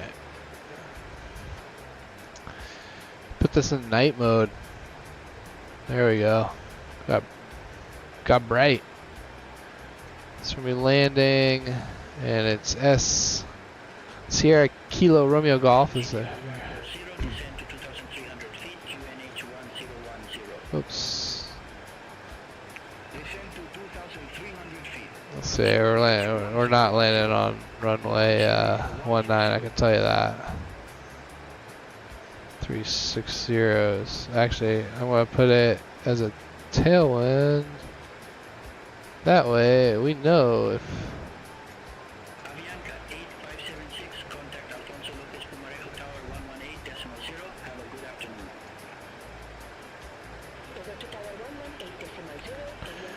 Landing weight, we're supposed to land with 8,800 pounds, or zero fuel weight was 103.5, 112.3, 112,300 pounds for our landing weight. Medium on the braking, 15 degrees for the outside air temperature. All right, there we go. It's 6,600 feet of runway, and there in Medellin.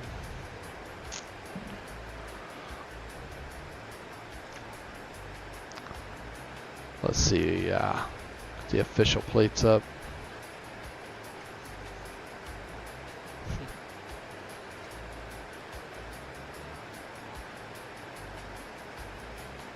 Oh, it's a, yeah, we have 11,286 feet. Landing beyond the glide slope, 10,245, so plenty of runway. Plenty of runway. Well, let's go ahead and get ourselves set up for the ILS Zulu runway 1. And I'll brief it up. And like I said, we got the Vref 40 is 129. That's our Vref. Looking at 134 on the approach. We flaps 40. That's all set. We'll put this down here too, because our landing weight, like we said, is at 113. There we go, we got that set. Copa 491, Barranquilla Center. Good afternoon. Identified, continue climb to flight level 180. Continue climb to flight level 180. 109,007 is our course inbound. Let me get that set on both sides. Clint doesn't quite know how to set his own knobs yet, though. In that regard, he's a lot like his cousin Cliff. Let's see here. There we go. 007, 110.9. DA is going to be 7,200 feet. Whew. Set that up right there. There we go. All right. And we need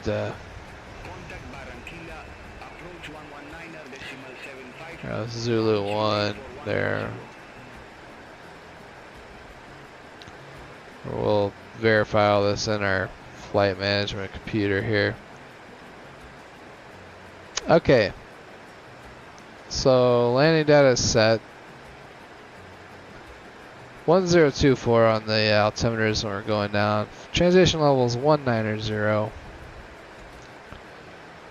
And VREF's going to be 129, V approach at 134. It's light winds. We're going to have the auto brakes set to medium. It's going to be flaps 40. We're on the ACPEC 4 Charlie arrival. ACPEC at or above 15,000 feet. That's our next fix. We're getting close. RG 800 is at or above 15. ISPAS at or above 13,000. VUBSA at or above 13,000. Don 2. 215 knots. Landing on runway 1. Yep. It's going to be at 215 knots. And between 13,000 and 14,000. So we're definitely going to be at flaps 0 when we're at that point because we're going to be pretty slow. Then it's CF01.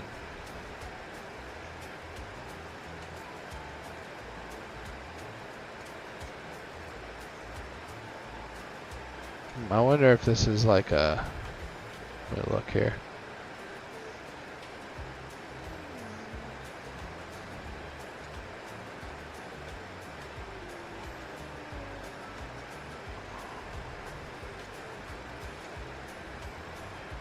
It's almost like it built some extra fixes in there. I don't know. Anyways, we're playing on the Zulu. So that's like a CF01. Here, we need to do a step on this because I want to make sure this is looking decent. It looks legit because it's going to the east. Let's just step through this just to see what it looks like. Let's go back. There's our ACPEC, RG800, ISPAS, Yoba. Yeah, you can see it's just lining us up with that final. I got it. I see it now. I'm sorry. CF01, there it is. So CF01 at or above 11,400 feet. That's insane. And then we got to be at 190 knots. And then FI01, 10,000 feet, at or above 10,000 feet at 160 knots.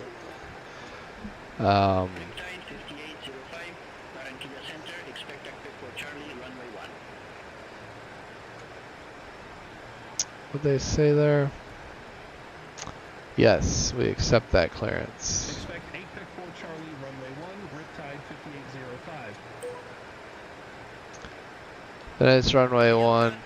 Missed approach. Runway heading until Xovev, which is 13.4 from Rio Negro. And then a right turn to Maranilla VOR. Holding pattern cross at 10,300 or higher. Climbing to 11,000. Max 185 knots until 10,000 feet. Missed approach requires a minimum climb of 256 feet per nautical mile. Wow. So that all matches in there. Let's check the, let me put this back onto map mode. I'm going to have to turn this brightness down so we can see the fixes. There we go.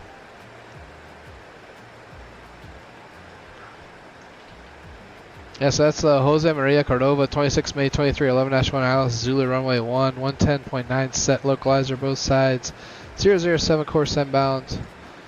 On the glass slope at CF, or it's FI01, we're supposed to be at 10,000 feet. DA is 7,200 feet, we have that set. And we need 800 meters, we have 8,000 meters of visibility. Airport elevation 7025. We have that set in the pressurization. Yep. And runway elevation 6967. MSA, like we were briefing earlier, 12,800 to the northwest, 12,100 to the northeast, 13,100 to the southeast, 12,600 to the southwest. And that missed approach again. Can't go fast. We gotta keep it at 185 knots max. Keep that turn radius low. And it's runway heading to Coxev. Then right turn to Maranilla VOR. And a holding pattern across it at 10,300 or higher. Climb to 11,000. Riptide 5805. Contact Bogota Center 128.6. Center on 128.6, Riptide 5805. Have a good one. Highest obstacle tower 10,335 feet to the Top center, Riptide west. 5805, flight level 350. Riptide 5805. Bogota Center identified. Pappy on both sides of the runway. Alps 1 lighting. Descent to 18,000 feet. And if we land, it's a left-hand turn off at Echo, and then Golf straight into the ramp, parking at Romeo 3 down here on the southern portion of the ramp. Well, that's all I got. Now, like we said, we're going to be at flaps 0 probably there when we get to Dawn 2, and then we're going to have to be at 190 knots at CF01. So honestly, 026. Bogota Center. Expect Chinook for Echo. Runway 1 for left. we're going to be at gear down flaps 15 by Dawn 2. We're going to configure early. And it'll be configured for landing flaps 40 at VAP, the approach, before we get to FI01. Because it's high altitude, energy management is critical. We're going to have the terrain on my ND. We're going to have the radar on your ND, Clint. Watching for any of the thunderstorms to the east. Thunderstorms could be more of a problem on that missed approach. And if we get below 8,300 pounds of fuel, we're bugging out to our alternate if we can't land. Go miss. Expect Unix 2 Tango. Runway 1 for right. Get some more fuel, come back later. Runway 1 for right, Avianca 9818. Any questions? All right.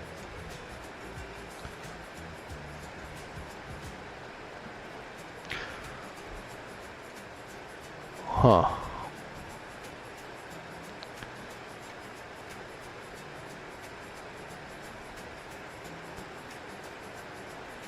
Yeah, grid more in this area is 14,400 feet. That's crazy.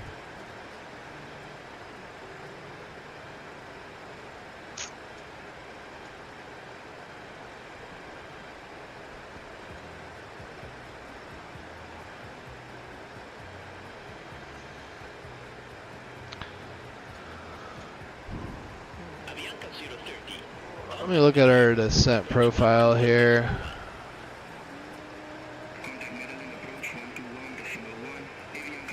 Avianca 9777. Contact Bogota information approach 126.9er. Contact Bogota information approach 126.9er. Avianca. Oh yeah, there's a lot of mountains out there underneath us right now. A lot of mountains. I'm gonna turn this brightness down just a little bit more so I can see the fixes better. 11,800 feet's the highest terrain within 80 miles of us.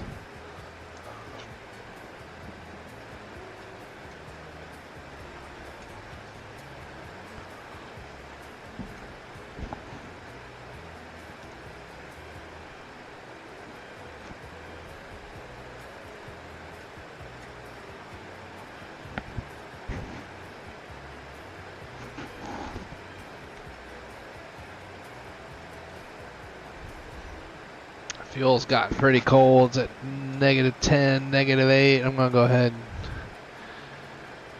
put the fuel heat on for a minute here.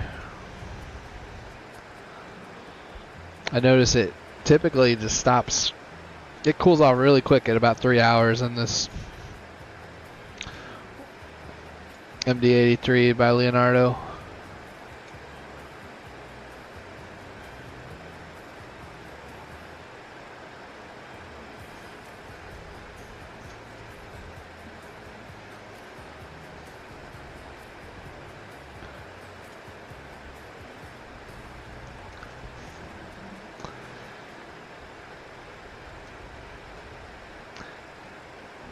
Okay.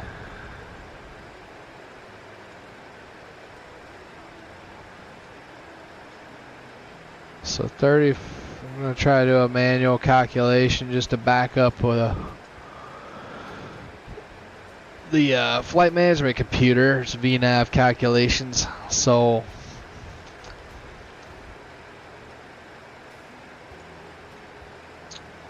if we need to be at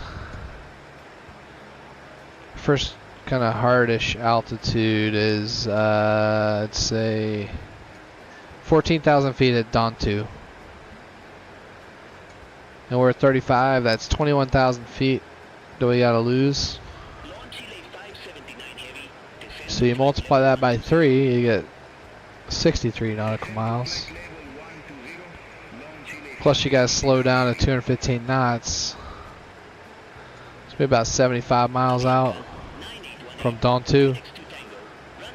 We need to be descending.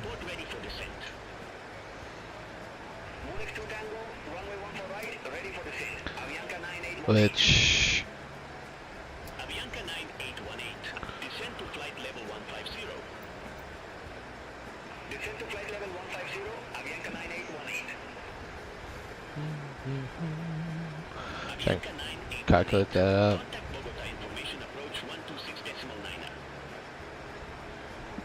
Well, we can look at it on the arrival plate. 75 miles from Dawn 2. Let's look at it.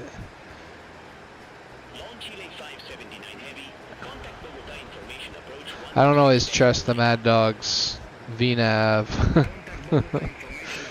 It usually does well, but we need to back up everything going into here. Like I said, the AI ATC could very easily vector us into a mountain if we just blindly follow them. So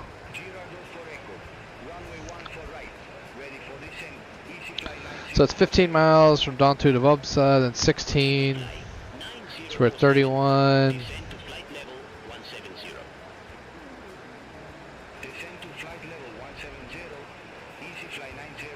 51, 56 to RG. So about now. Here. Yep. I was gonna say we need to descend now. We're ready to descend. Ready for descent now. Acme 4 Charlie, runway 1, ready for descent, riptide 5805. Riptide 5805, descend to flight level 310. Descend to flight level 310, riptide 5805. Alright, let's turn on the fasten seatbelt sign for the boys in the back. There we go. Yep, it's time to begin our descent. Here we go.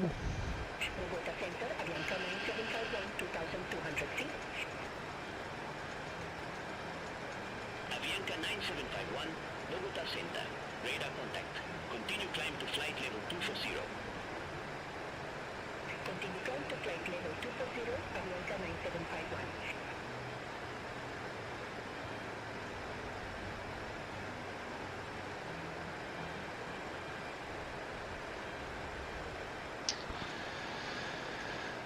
All right.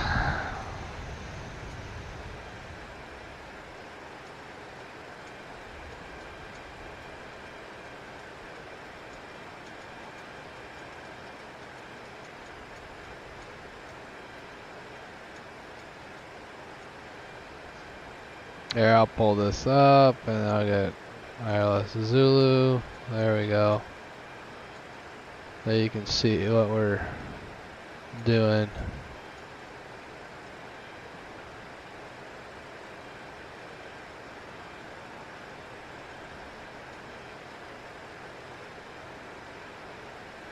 There we go.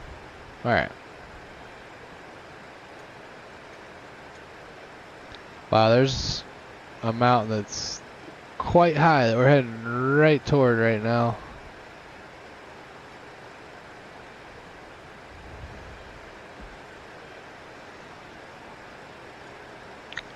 See, I'm not sure what this VNAV. Alright. Descend to flight level 230, Riptide 5805. See, I'm not sure what the flight management computer's doing. So there's clamp FMS, which means we have manual control of the thrust levers, and I'm just going to start us down. There's our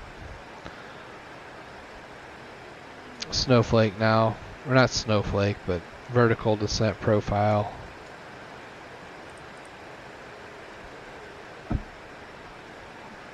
Well, we're going to have to slow down anyway, so just got to make sure we don't set off a GPWIS warning toward the terrain. That's a cool looking sight though down there. You can see all those lights in the valleys of the mountains.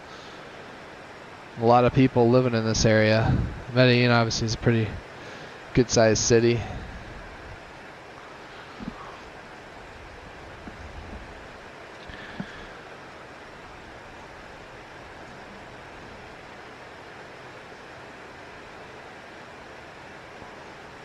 All right.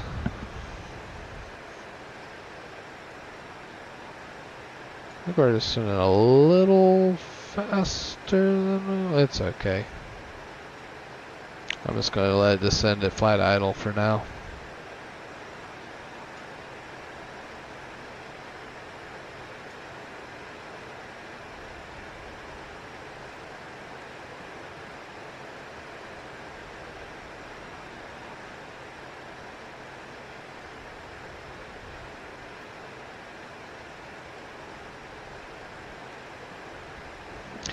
We bring in the range just a bit here. Let's look outside.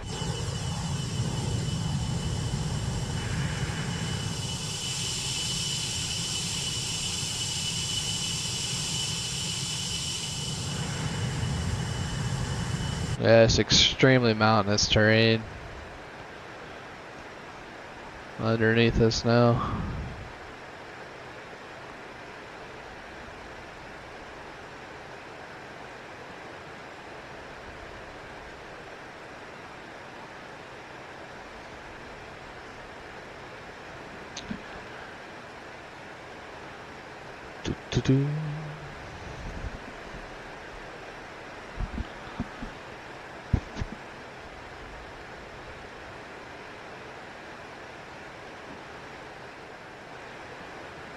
All right.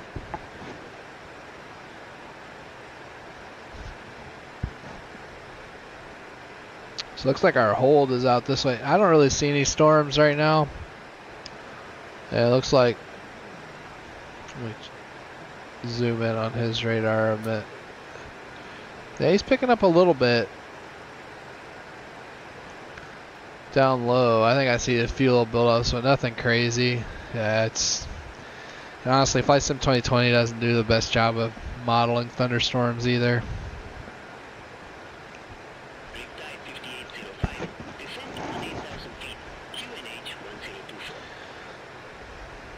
Descend to 18,000 feet, QNH 1024, Riptide 5805. Alright. 180. Transition level is at 190, so 1024 when we get to 190 on the altimeters.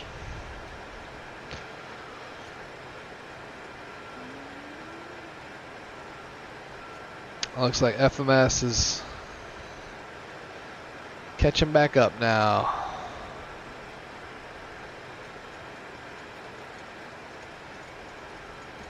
So the airport's somewhere over there in the clouds.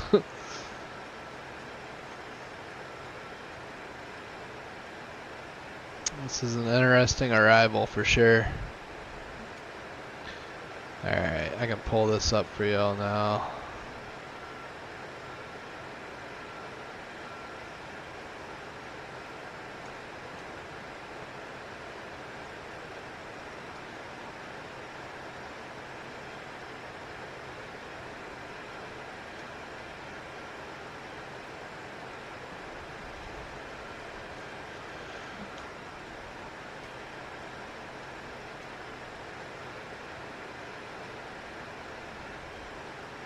Okay, so our first speed restriction is Dawn 2, 215 knots. And for some reason we missed our here. I was telling you, you gotta watch the VNAV and the. We'll get back on profile though, don't worry.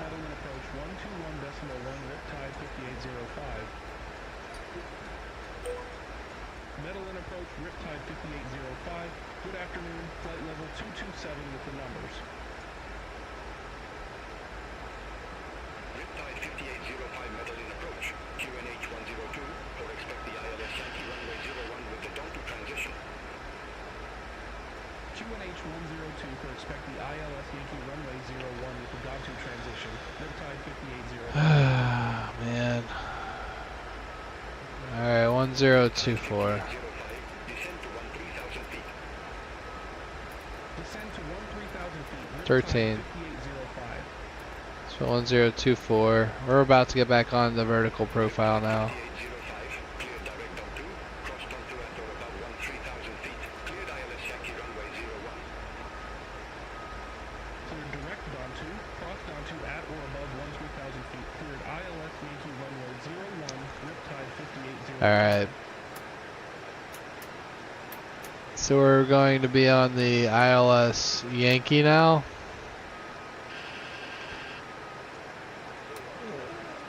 So let's enter that because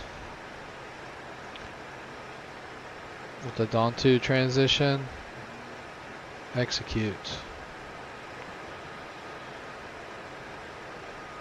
As we had briefed the Zulu.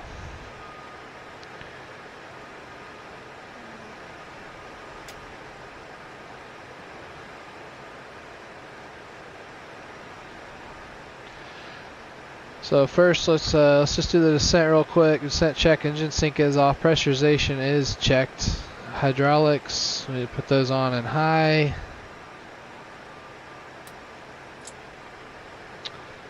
I got that on still good.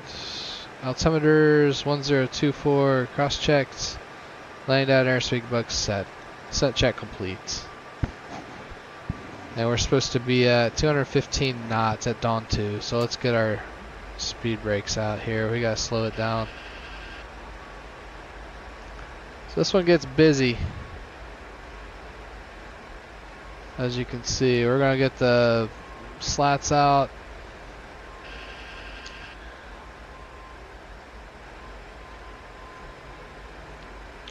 This high altitude energy management is gonna be critical.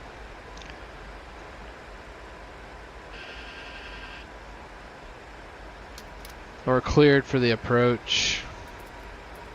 Right now I'm going to set our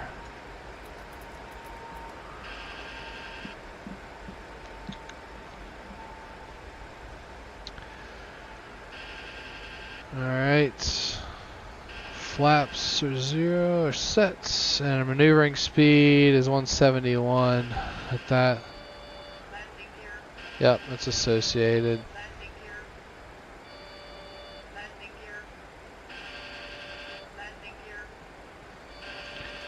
I'm gonna silence that. There we go. Look at those. Look at that terrain out there. It's incredible.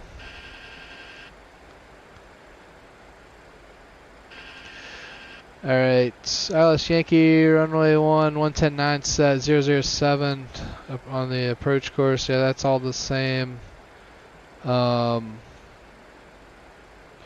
DA is still 7,200 feet.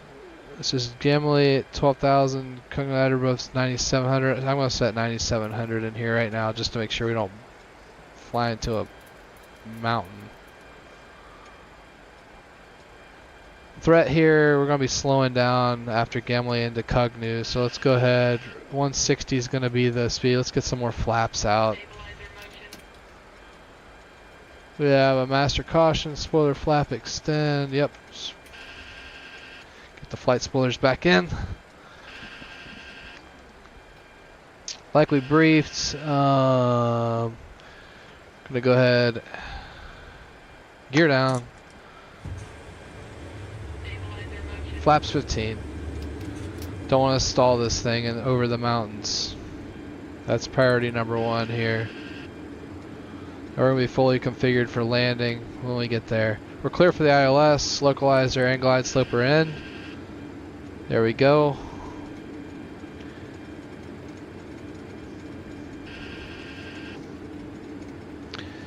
And everything else is as briefed on the on that ILS. Those are the only changes, just as the RNAV portions to it. All right, let's go ahead and start slowing back some more. We can go flaps 28 now. We'll go ahead and arm this just so I have it ready. And Cugnu, we're supposed to be at 160 knots, and then we can slow all the way back after Cugnu. So this is a fun approach. I think it was American that had that, I think it was in Cali, Colombia, where they had that horrible accident where they flew into terrain and had the flight spoilers still out. You can see how it can happen in these environments. Riptide 5805, contact Jose Maria Cordova Tower 118.6, bye-bye. Contact Tower 118.6, Riptide 5805, see you. Jose Maria Cordova Tower, Riptide 5805, ILS Yankee runway 01. Riptide 5805, Jose Maria Cordova Tower, wind variable, runway 01 cleared to land. Clear to land. Runway 01 cleared to land, Riptide 5805. Alright, clear to land. So as soon as we cross Cugnu, we're slowing down to 134 knots for our V approach. Aero Republica 7293, Jose Maria Cordova Tower, wind variable, runway 01 cleared for takeoff. Alright, there we go. 134 knots. And flaps 40. Landing check. For landing check, landing gear is down 3 green. Ignition B, or ignition A set. Spoilers ABS, arm, medium. And flaps and slats 40 set. For landing check completes. And auto throttle's keeping up well. That's good. And I'll turn the autopilot off once we get the runway. 7,200 feet is our. Yeah, I'm gonna set. That.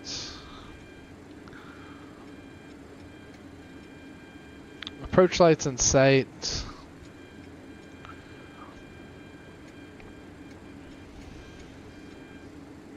Do have to go miss. Runway heading to Corvo, then right turn to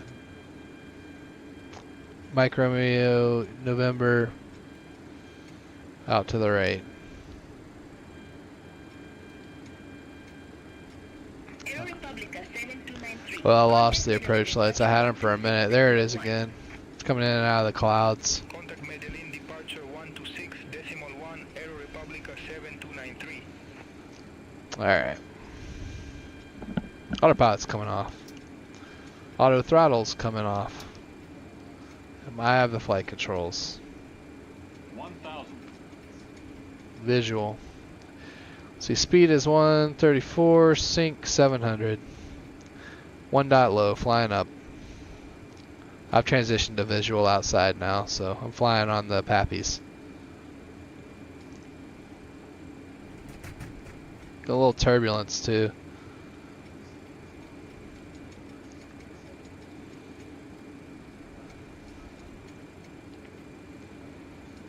Alright, we're sinking. Reducing vertical speed.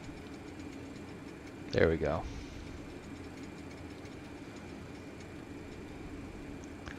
Yeah, it's crazy. You can feel it even in the sim without any motion. You can just tell 500. when it's sinking. Boosting vertical speed. 400. Don't freeze up on me, computer. There we go.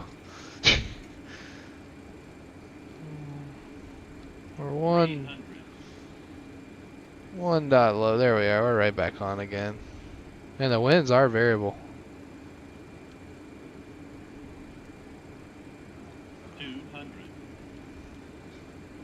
100. 50. 40. 30. 20. 10.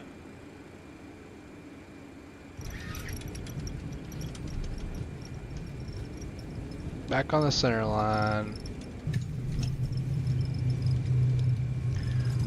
And spoilers. Shit. There's our reverse thrust. Back to reverse idle. Stow and reversers. Here comes our exit.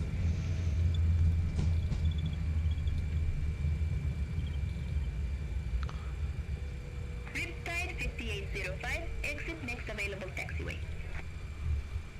Exit next available taxiway, Riptide 5805. Riptide 5805, contact ground 121.9er. Ground 121.9er, Riptide 5805. Alright. Wow, what an airport. Let's get off the runway here. That was fun.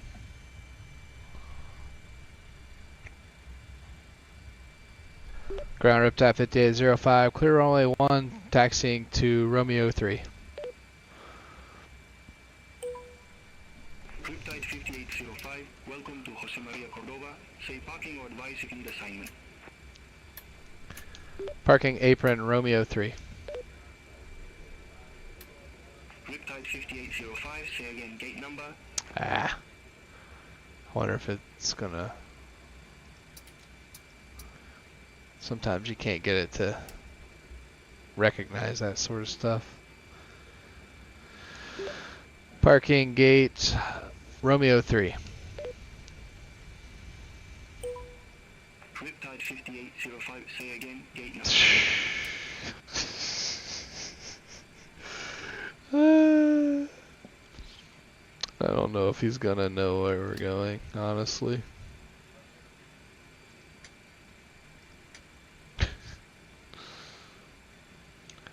Parking gate Romeo 3. Riptide 5805, gate 3. Romeo does not exist at this airport. Please select another. Parking apron 3. I don't know what. Riptide 5805, say again gate number. Alright. Let me see if it'll let me select something on the, let me see.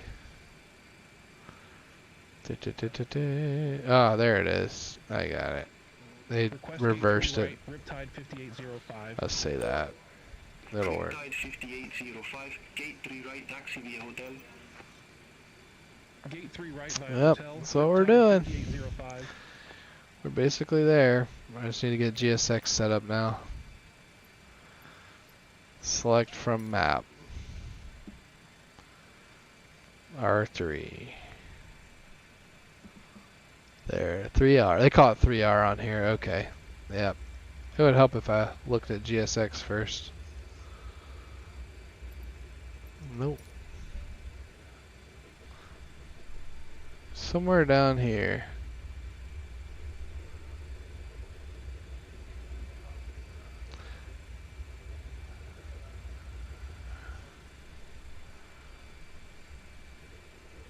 That's not where we're parking. Wow, that's a nice looking scenery.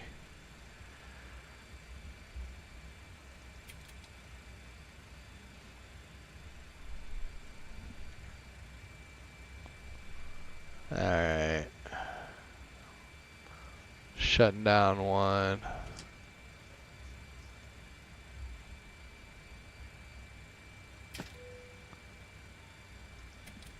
Associated. There's our 3. I don't see our marshaller. Hold up. Change facility. Let's select from map. Oh, it's farther down. Okay. Got it. Alright, let's keep going. I see it now. It's down here.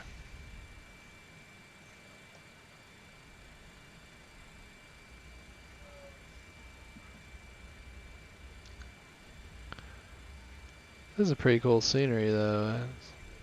The mountains are right up on the airport, as you can see. And Avianca obviously has a pretty big presence here.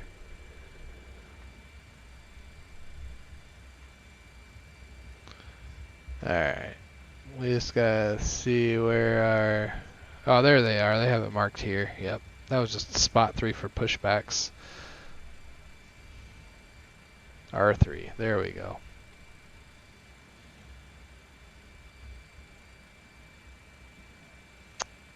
Alright, clear left and clear right. Here we go.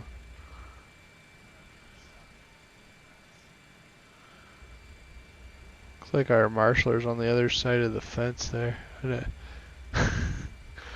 Should have set up the GSX profile. Alright, I'm gonna turn off the landing lights and I'll blind them.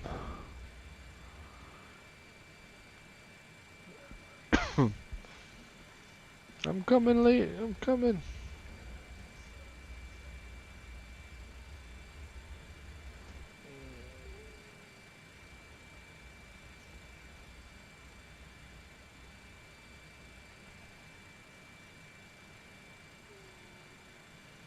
Okay.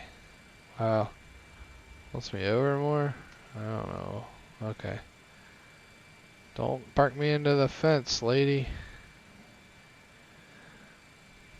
Needs just another foot or 2, it looks like.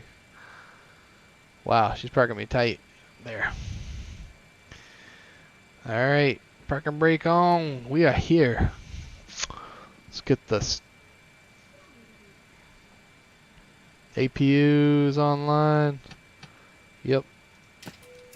Shut them down. Shutdown number 2, please. There we go.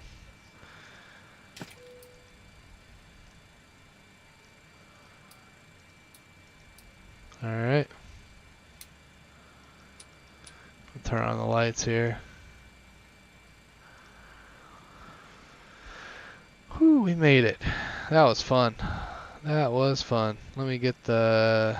Once the engine's down, we can turn off the beacon and it'll let us hook up the external power. Flight mode's off.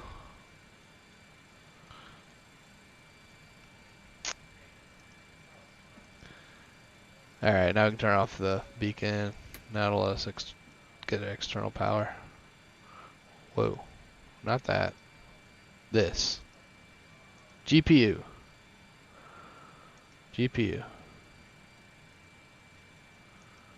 There we go. Do not want to run the APU if we don't have to. Save some fuel.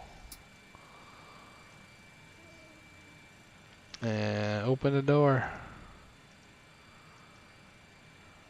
These guys don't need air. Alright. Parking check, please. Parking brake set. Flaps and slats are up. Lights out.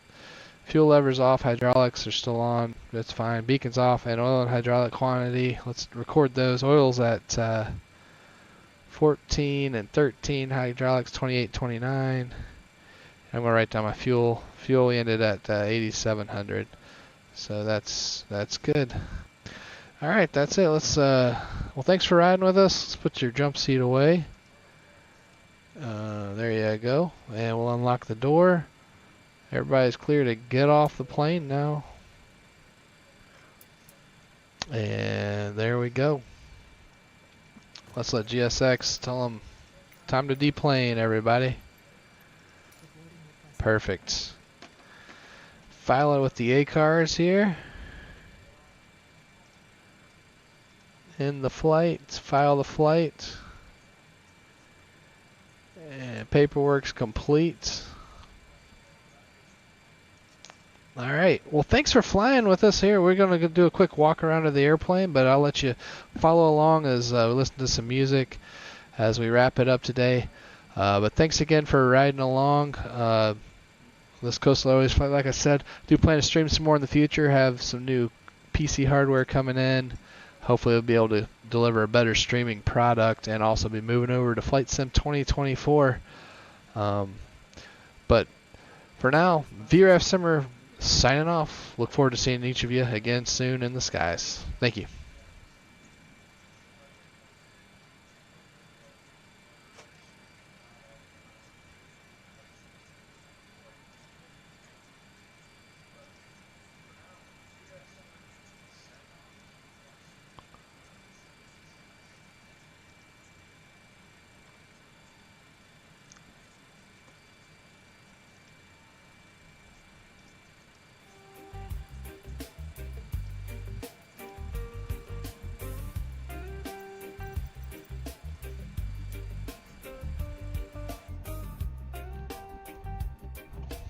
Whoa.